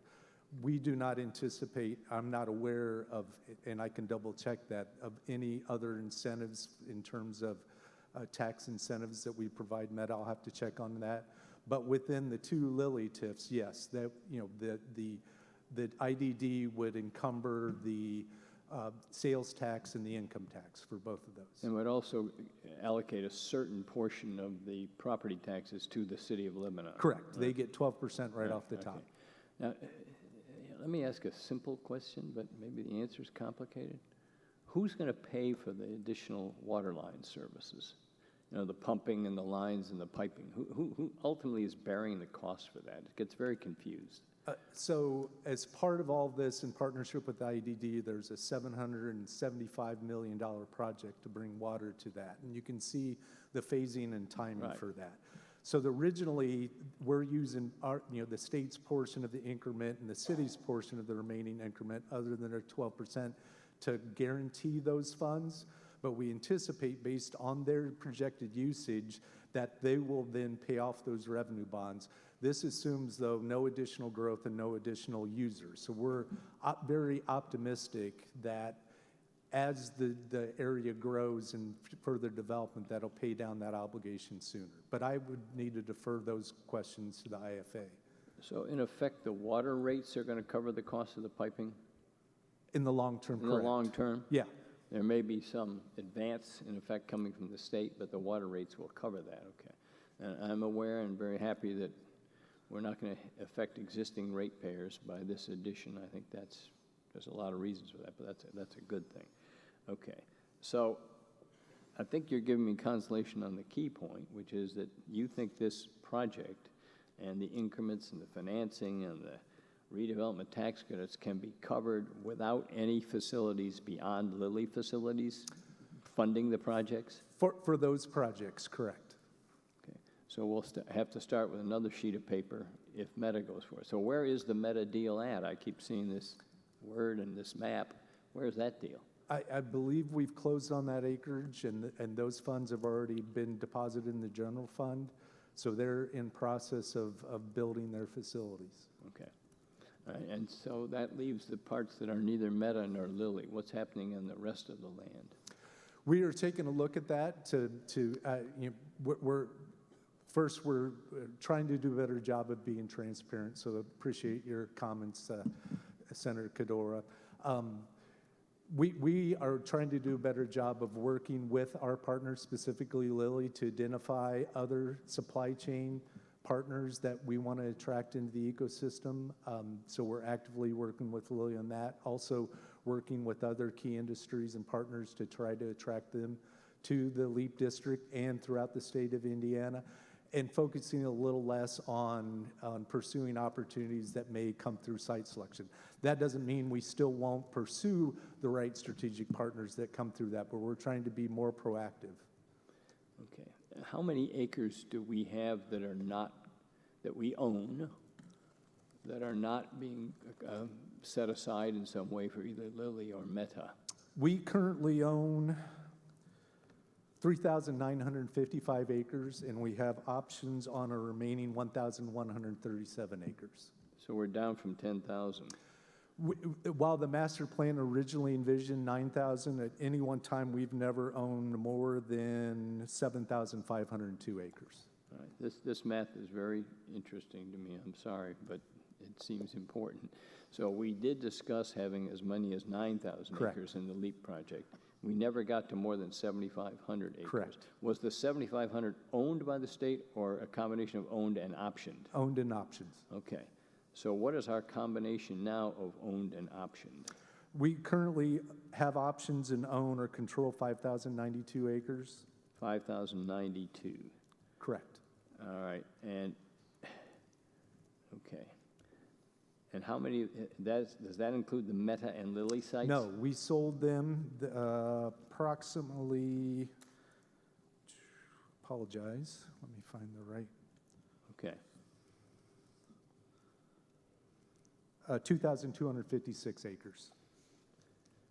2,000. And we also set aside approximately 150 acres for right-of-way in partnership with the Department of So Transportation. the 3,955 acres that you mentioned, what is that? That's what we still own. Still owned. Okay.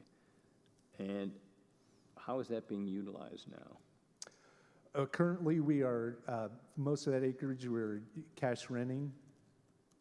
In any cases, are you cash renting the land from the people who sold you the land? I'd have to check on that, I'm not certain. Because that would be very interesting Okay. to know. I would like to know who's cash renting that, because some lucky person may have sold you the land for a very tidy price and then got to farm it anyway.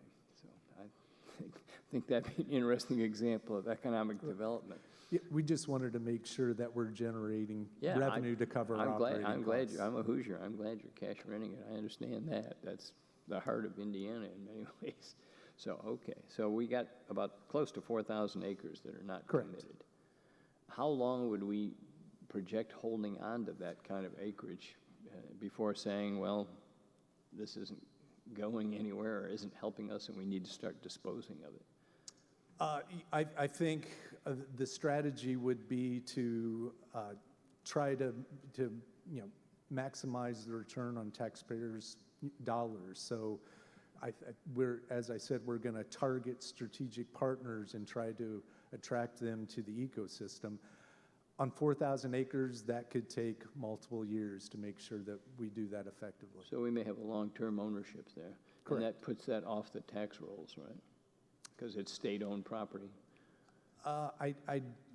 Yeah, that would, Yeah, for that's the just- portions we still own, yes. Yeah, so that's 4,000 acres, okay. I'm jumping around a little, I apologize. What is the nature of the Meta project? It's a data center. What is locally called a data farm, is it? A giant bunch of CPUs grinding out information, is that what it is? I mean, they're not manufacturing anything there, as you understand it. Not that I'm aware of. Okay, just providing services to people who want them. Okay, all right. Thank you very much. This has been very helpful, and I joined Senator Kadura in saying that I welcome this era of more open discussion, and I think we're trying to find the line between protecting business negotiations and protecting the budget, and I think we're closer to it than we were a few months ago. So thank you. Representative Porter? Thank you, Mr. Chairman. Just a couple of questions. So I know a year or so ago, when we bought all the land, and the question was, I asked, in regards to if that land was not sold, will it go back? Will it be sold back to the state? Or are those dollars given back to the state? Has that happened yet? Yes, following this transaction with the review of the IDD, Lilly will close on this project in the next 30 to 90 days, and after that transaction, approximately $304 million will have gone back to the general fund. How much? $304 million. Okay, what's going on with the semiconductor project? Is that still out there? We closed on that land, and that project is moving forward, that 1,500 acres. So that's included in the $304 million. Is that's including $304 million? Correct.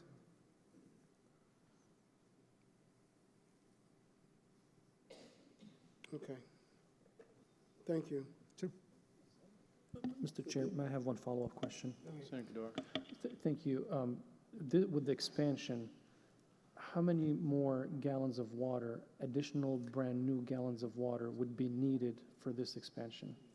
For the Lilly project? Yes. I don't know that, but I could get that information for you. If you don't mind, because Yeah, when we started down that path with LEAP, there was a big uproar about the quantity of water that needs to be shipped or transported to that. So if you don't mind, if you can follow up with that, what is the total, or maybe just what is the increase? That would be helpful. Certainly. Appreciate it. Thank you, Mr. Chair. Representative Porter? Yeah, sorry. You said it closed, but I don't see it on your slide. Well, I apologize. Did you misspeak? The slide was getting too busy already. I didn't include the data on Meta on this slide, but yes, we closed on that. The That's semiconductor. That's what I'm talking no, data center.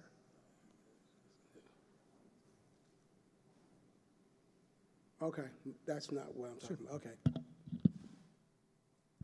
I think some of the confusion about the water might have been in the past. There was a potential project that would have needed a lot more water.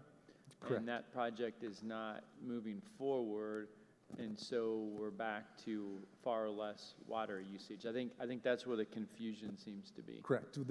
You can see on the graphic here, by 2031, we'll have an additional 25 million gallons per day. I can get you the exact numbers, but a substantial portion of that is still available for the city and potential future projects. But we don't envision another large consumer of water like was envisioned a couple years ago. Correct. Any other questions? Mr. Chairman, what I was talking about was probably about 18 months ago or so with the LEAP project. Michigan had it, and we had it in Indiana. That's what I was referring to, okay? Yeah, we called it Goldfinch, if I recall, yeah. Yeah, okay. I just wanted to make sure people understood what I was saying. I'm not crazy or incompetent. You're right on target.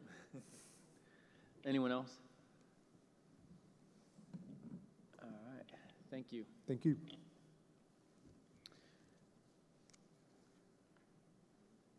Next, we have the fees, fines, and penalties. We have the Board of Animal Health.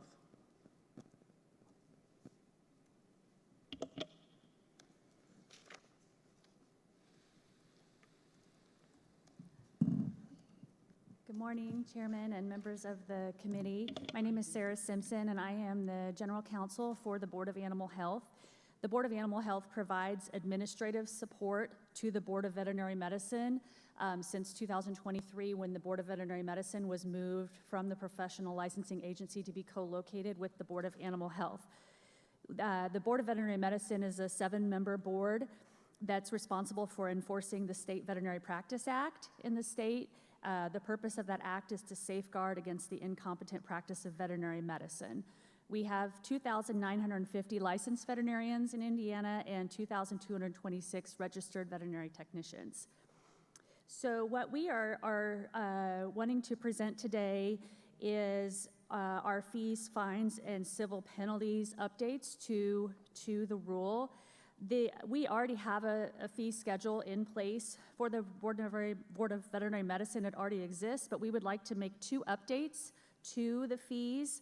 Neither of them are increases. Actually, one of them is a decrease in a fee, and then also adding in some information of what we're already following as far as fees that is in the healthcare professions statute for all licensed healthcare professions, to make it more clear for veterinarians and RVTs in our rule what all of the fees are. So the first is the addressing expired licenses. This was not included in the fee rule, so we would like to add for renewing licenses that are either expired less than 3 years or more than 3 years. We were already following those fees are actually in this statute for all health professions as far as what those amounts should be when it comes to lapsed licenses. So we were already following those, but we wanted to add those in to make our fee rule comprehensive. And then the second, we're doing the same thing for the RVTs on making it clear what expired licenses the fees are, but then we also would like to decrease a fee there because we realized in reviewing the rule that the reinstatement of an expired license less than 3 years was $65. We would like to drop that to $30 because it was actually, when it was $65, it was more expensive to renew an expired license that had been expired for less than 3 years than more than 3 years, which did not make sense, and this is still consistent with the statute. So that is what we're seeking to do with the fees. As far as the fines section, we are seeking to set a baseline for disciplinary fines for a violation of standards of practice. And this, again, is governed by the healthcare profession statute that says that a fine cannot exceed $1,000 for each violation. And so we are setting the default at 50% of the statutory maximum. And then we also, consistent with what all agencies are working to do to comply with the new rulemaking statute, is to add in mitigating and aggregating factors. So it's clear on how the Board of Veterinary Medicine is determining a specific amount within that statutory maximum. And then finally, one last piece is on the civil penalties. We're adding a section on civil penalties, and these are civil penalties for failing to comply with continuing education requirements or making a false statement as it pertains to submitting continuing education information. And these, once again, are in the law governing continuing education for all licensed health professions. We just want to make sure that we have all of that outlined, the range of penalties in the Board of Veterinary Medicine's rule. So with that, I'm happy to answer any questions. Just to clarify, these really aren't new fines. You were charging these fines and they expired. So you're trying to extend them with the exception of the two changes that you mentioned. Yes, so we're not making any increases or changes. We're just making sure that we're clear in our rule of all of these other parts and pieces of state law that we have to follow as far as fines and civil penalties. Questions? Thank you. Thank you. Next is Department of Natural Resources.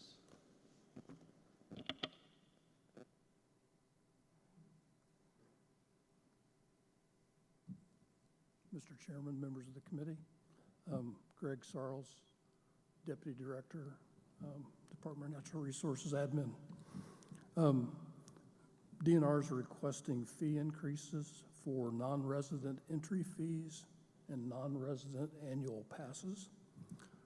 DNR's had a long-standing tradition of a user pay system dating clear back to 1919 when Colonel Richard Lieber first established our fees. As properties were developed, we had new infrastructure. Fees were then increased to help offset operating and maintenance costs.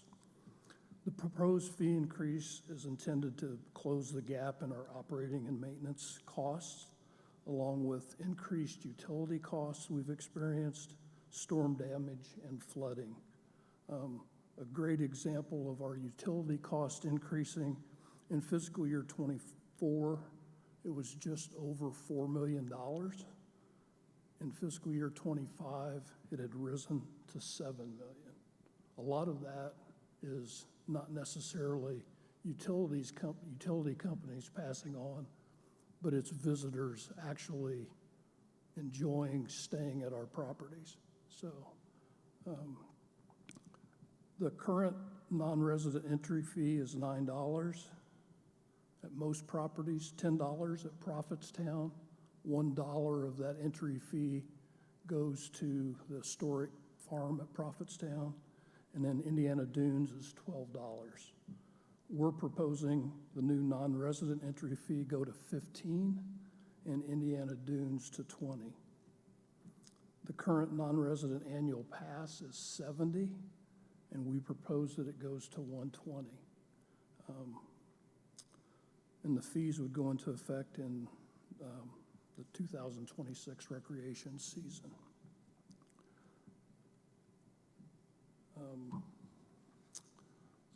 The other fees are camping, and we're basically proposing a $6 per night across the board for all types. Currently, our camping fees have been approved by the Natural Resource Commission, and in 2015, the Commission approved a fee range for all of our fees, campsites.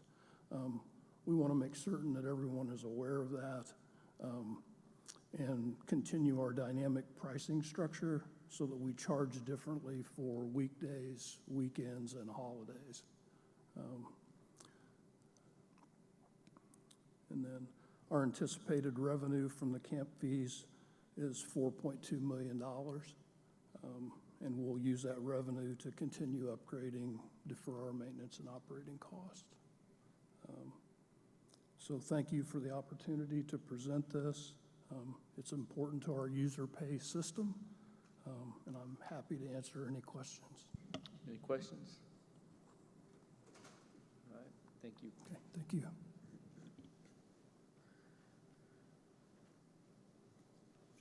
Next, we have Medicaid.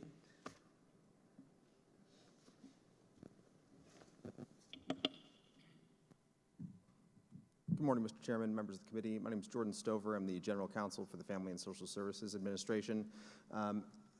Here before you today to present 4 state plan amendments that we intend to submit to CMS for approval.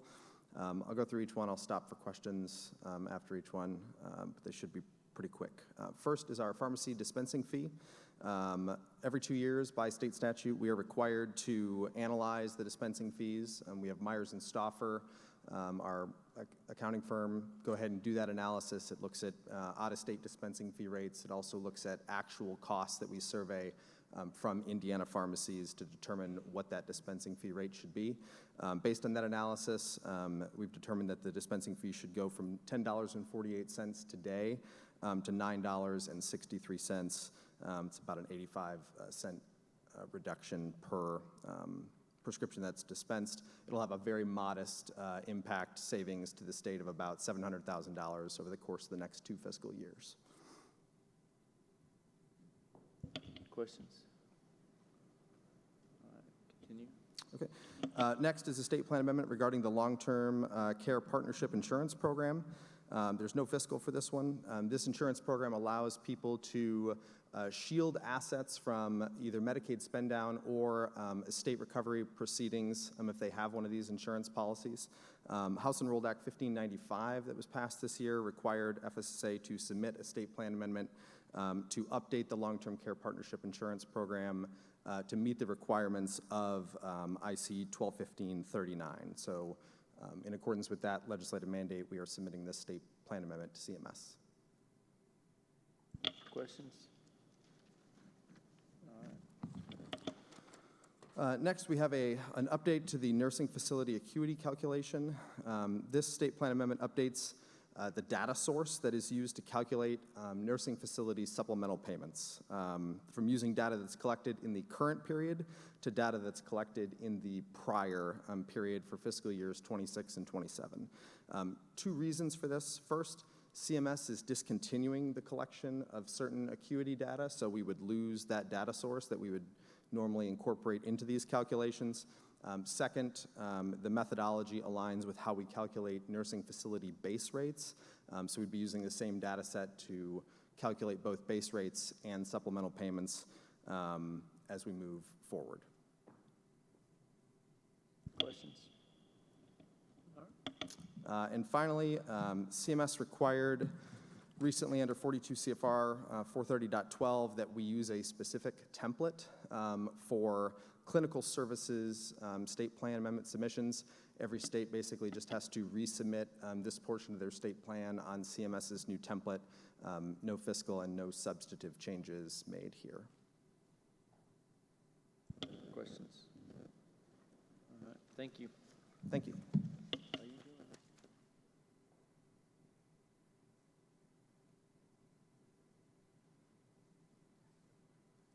All right, next we're going to do the request for federal funds. First, we have Department of Education.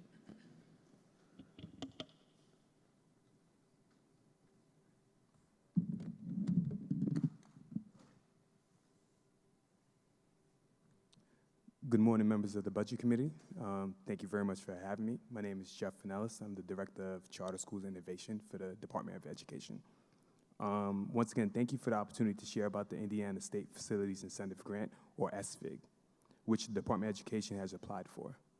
This federal grant addresses long-standing issues with charter schools, particularly those serving the most underserved communities, often lack access to high-quality facilities. This directly impacts the ability to deliver on strong academic outcomes for students.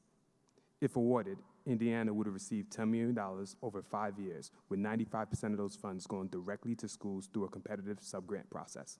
Schools would be able to acquire, construct, and renovate facilities, creating better learning environments for students. The remaining 5% would be used for technical assistance, administration, and evaluations to ensure strong accountability. This is about ensuring that children in Indiana, no matter what school they attend, learn in a safe and equipped spaces.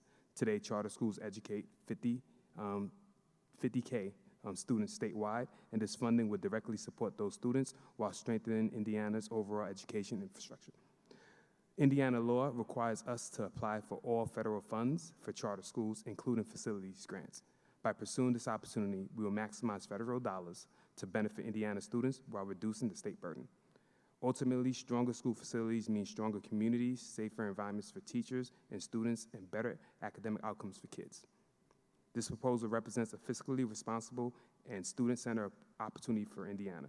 Thank you for your time, and thank you for your time considering how this grant can serve children. Any questions? All right, thank you. Thank you. Next, we have the Department of Health.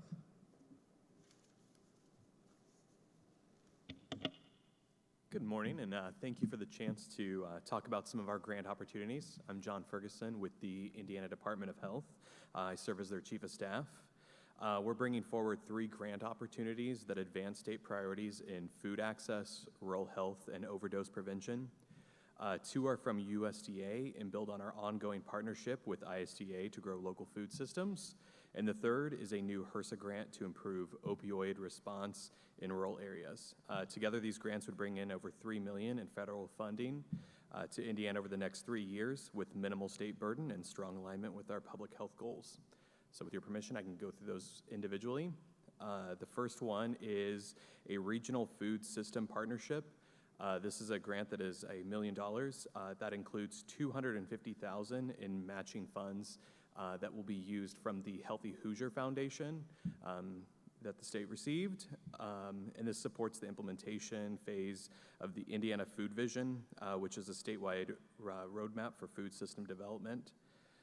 This will fund coordination and planning around local food access, food system networks, ag innovation, and more. Critically, this is a good step in advancing the improvement of making Indiana healthy again goals, particularly expanding access to local healthy food. This establishes infrastructure and partnership to sustain food system development long term. And with that, the sustainability that this is supposed to build one of the key deliverables is a long-term sustainability and funding strategy for Indiana's food network.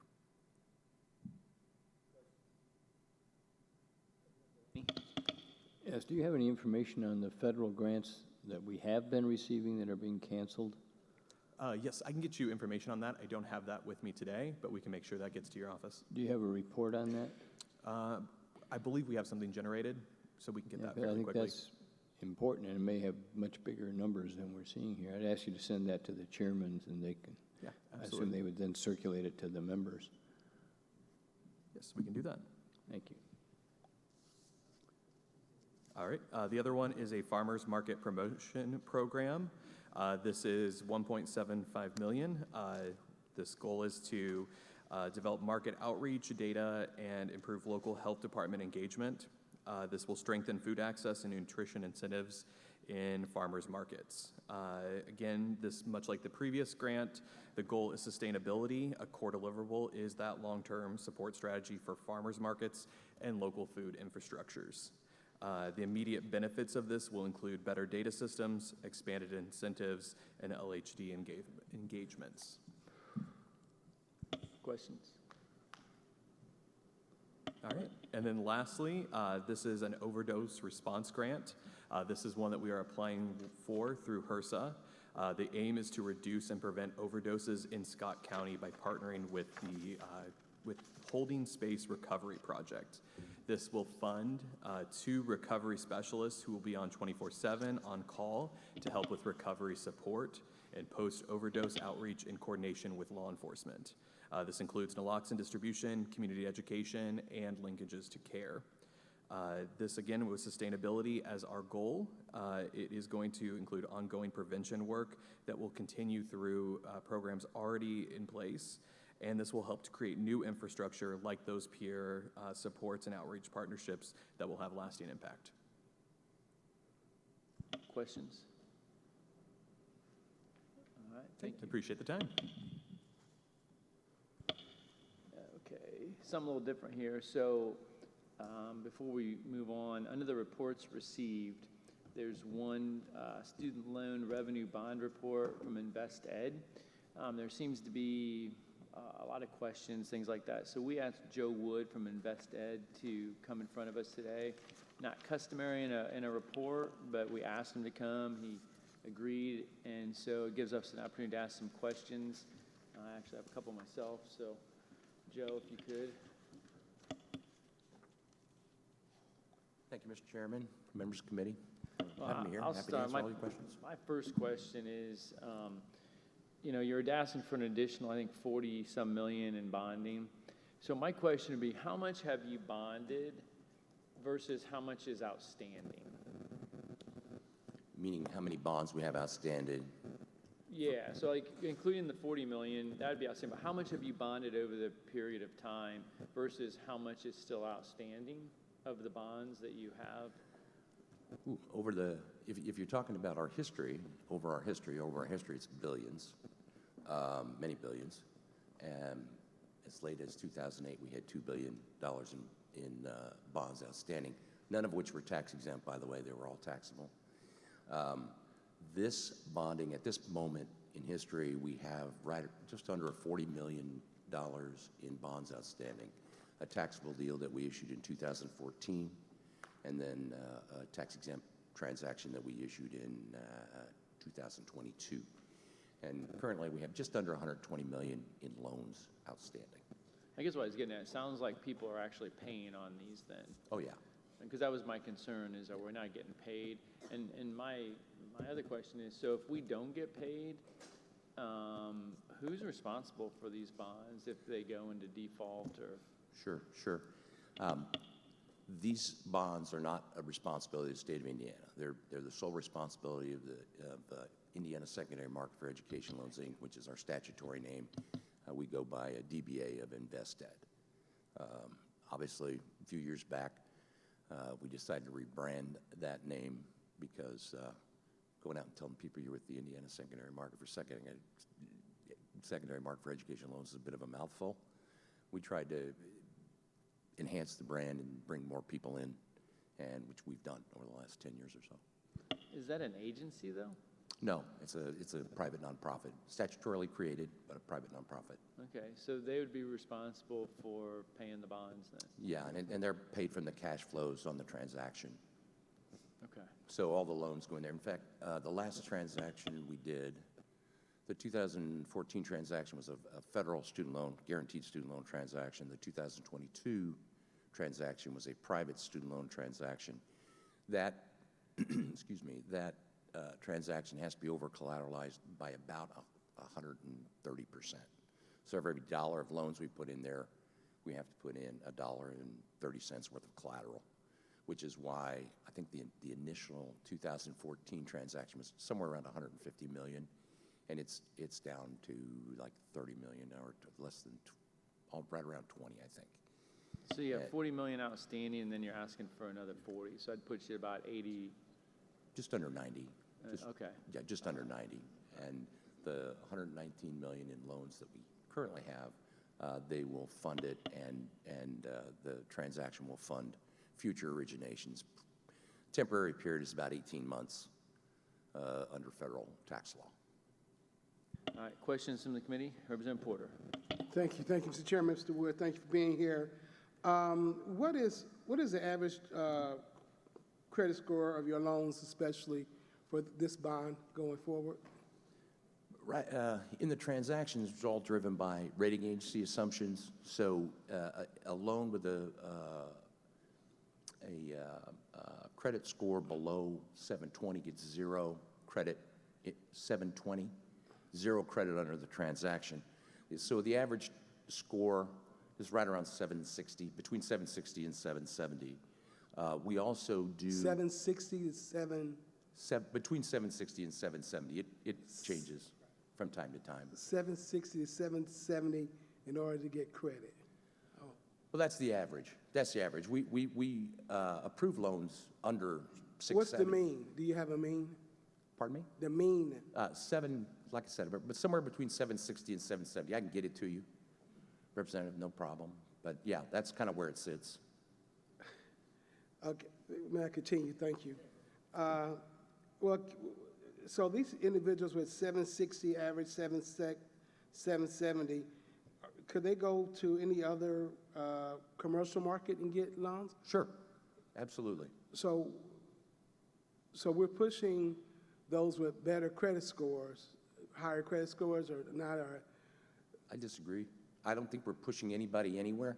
Well, opportunity better, okay. Well, what we also, the other half of our mission is related to access and affordability, okay? So we've done roughly, I think, 1,100 FAFSA completion events, paying for college events, college nights around the state of Indiana to an audience of about 100,000 Hoosiers. And the principles that we teach in those meetings are all about shopping for loans, getting the lowest rate possible. Every situation is different, you know. I mean, if you have one child, it's one, family contribution. If you have 3, it's a different family contribution. So we teach folks a couple of things that are really, really basic. One is the sticker price of college is not the price you generally pay, and that's one of the lead principles. The other principle is always shop, always shop. And then another principle is free money first, scholarships, grants, state aid, federal aid that cost you nothing. And then federal loans, which have, probably the largest degree of flexibility you can hope for. And then when you need to fill gaps, you fill gaps with a private student loan product, which are widely available by for-profit and banks and credit union savings and loans. Well, I guess there aren't any savings and loans left. Right. But that sort of thing. And then nonprofits like InvestEd. And in the state of Indiana, we also have nonprofits from around the country that market their loans here as well. So Mr. Wood, what was the lowest credit score that you've given loans to? Probably below 670. We have a program. Below 670? Below 670, yes. Okay. We have a program called Academic Merit. So if you have a student, we don't offer this to freshmen for obvious reasons, but if you're a sophomore, junior, senior, and you've gotten to a point where you don't have familial support, or for whatever reason you can't find a co-signer, you don't have credit, those sorts of things, we have a partner that will download that students, they have an agreement with the schools to download their transcript. We run it through their little box, and then give us a credit recommendation. So if you have no credit and you have a low, I think the base credit score has to be above 640 maybe, but we do that all the way up to probably 740, where people don't have credit and we give them credit. So you do have a mechanism to assist those Absolutely. that don't have those 700 plus credit Absolutely. scores. And I told you about the FAFSA completion events and things of that nature. Probably 25% of those that we do, and again, it's over 1,000 of them annually, over 25% of them, probably at least around 25%, are in communities where the free and reduced lunch rate is above 40%. So we're fighting hard to get to communities that need the most help, because we think that that's important for Indiana to include everybody. Okay, thank you. Yes, sir. So can any of those loans dollars be used for part-time students? I think, yeah, you should be able to if you're above 6 hours. So you can. So I think you can apply less than 6, you're probably not eligible, but above 6, you should be, yeah. above what? I'm sorry. Above 6 credit hours. Okay, above 6 credit hours. Okay. So what are the terms? I can verify that for you, though. I mean, Okay, what are the terms of the loan going to be? What are the terms of the loan going to be? Depends on credit. Our highest rate right now, and again, they change quarterly, but our current highest rate is less than the federal Parent Plus rate, or right at it. And our lowest rates are substantially lower than that. The average commercial rate, by the way, is somewhere around 14.5% or 15%. 14.5 to 15%? Yes, sir. Yes, sir. So we do it, the way we approach the problem is a before, a during, and an after kind of, curricula. Before, we teach you how to fill out the FAFSA, teach you to shop for loans, talk to you about getting free money, talk to you about sticker price and those sorts of things. So that's the before. The during is, we offer a shopping tool where people can go and shop. Not everybody's situation is the same, as I said. People have different numbers of children, different programs, different this, different that. Shop, if you need those kinds of loans, shop. And our shopping tool is transparent, meaning if you go into that shopping tool, you're going to get a lot of information for multiple lenders that will, give you the best rate for your situation. Different people do things for different reasons. And then the after is, if you don't pay any attention to us in the before and the during, we'll refinance the loan afterwards at a bit more of a reasonable rate. Thank you. Final interaction, Mr. Chairman. Can out-of-state students apply for this loan? Absolutely. As well as foreign students? I'm not certain about foreign students. I think foreign students, I don't think we have that, but I can follow up with that for sure. Okay. Out-of-state students coming to Indiana, yes. Indiana students going out of state, yes. Out-of-state student staying in out-of-state, no. Okay. All right. Thank you. Thank you, Mr. Chairman. Any other questions? If I might. Representative Delaney? Yeah, and this is a very interesting time in the student population, student loans and so forth. What's happening to the demand you're seeing for student loans? Is it up, down, sideways? Sideways this year. We'll see what happens next year with the changes in Washington. What's going to happen? Well, are they dropping the reduction in the Pell Grants, for example, are going to affect the student borrowers? I haven't seen Pell changes. That doesn't mean it didn't happen. It just means I didn't see it. There are changes from the parent loans and changes on the graduate plus loans, right, which is a fairly substantial number of dollars in Indiana. Are the Indiana State universities and colleges, are they competitors in the sense that they loan money to students from their own resources? No, I don't think so. I think they do, use institutional funds, but that's all part of their package, how they package their students, their student aid packages. So it's not, we don't compete with them. In fact, I would say very much the opposite of that. Our shopping tool is on virtually all financial aid websites in the state of Indiana right now. We have great relationships with the counselors and whatnot. All right, thank you. Thank you. Any other questions? Joe, thank you for coming. Thank you.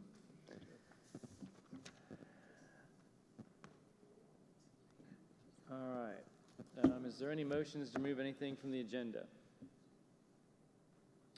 Is there a motion to? Yes. Sorry, one more thing. I think it was the last meeting I had talked about the deaf school. What was going on with that, and about teachers potentially having to go and clean and do things at the deaf school. Just wondering, I didn't receive anything. I wonder if either one of you received any information in regards to that. I know the school starts pretty soon, and I believe that what I understand people are doing double duty at the school, teaching and having to do custodial work. So I'm just wondering what was going on with that.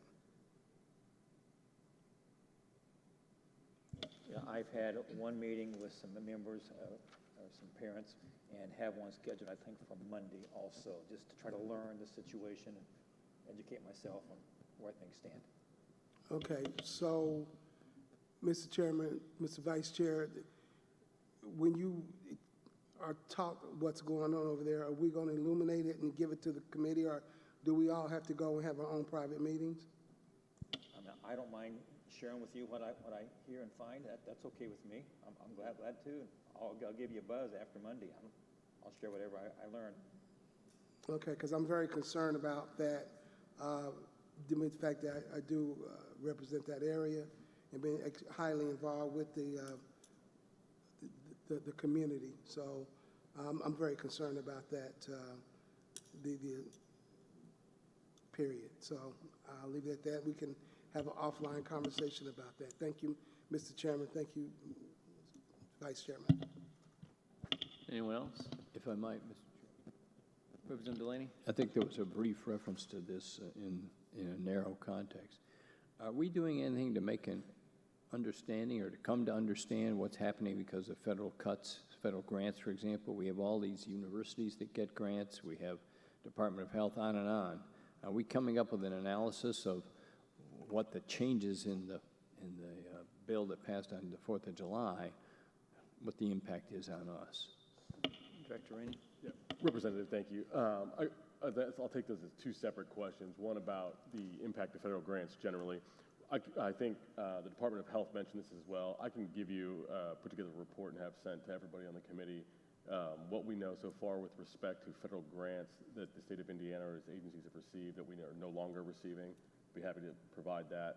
As far as an analysis on the bill that came out 4th of July, we are still working on that. I know that was a request that was made, and we will have that available as soon as we've got an analysis completed. Yeah, 'cause I think that could drive our agenda as we go forward. And similarly, do you have any information on student head count? Do we know what's going to happen if foreign students stop coming to our colleges at quite the rate they've been coming? Do we have data on that? That is not an analysis I have, but we can also work with CHE and others to try to get some information on that. I'm concerned because it's very hard to know what the numbers are yet, but we'll have a head count apparently here in the next few weeks. They have attendance day or whatever at the colleges, and so I think we need to know that if you get that, if you could circulate that, because I think could affect our task here. Thank you. Thank you. Anyone else? Is there a motion on the agenda? So moved, Mr. Chairman. Thank you. All those in favor? Aye. Opposed? All right. So with that, we are working on dates. I'll just kind of little business here, tell the committee. We're working on dates for September and October, and we do not plan on having a meeting in November. And then our annual meeting in December, which has to be after December 12th, I believe. So probably that following week in December. But I'm going to try to get some dates ahead of time so we can try to plan ahead. But just so you know, yeah, September, October, nothing in November. Any other questions from the committee?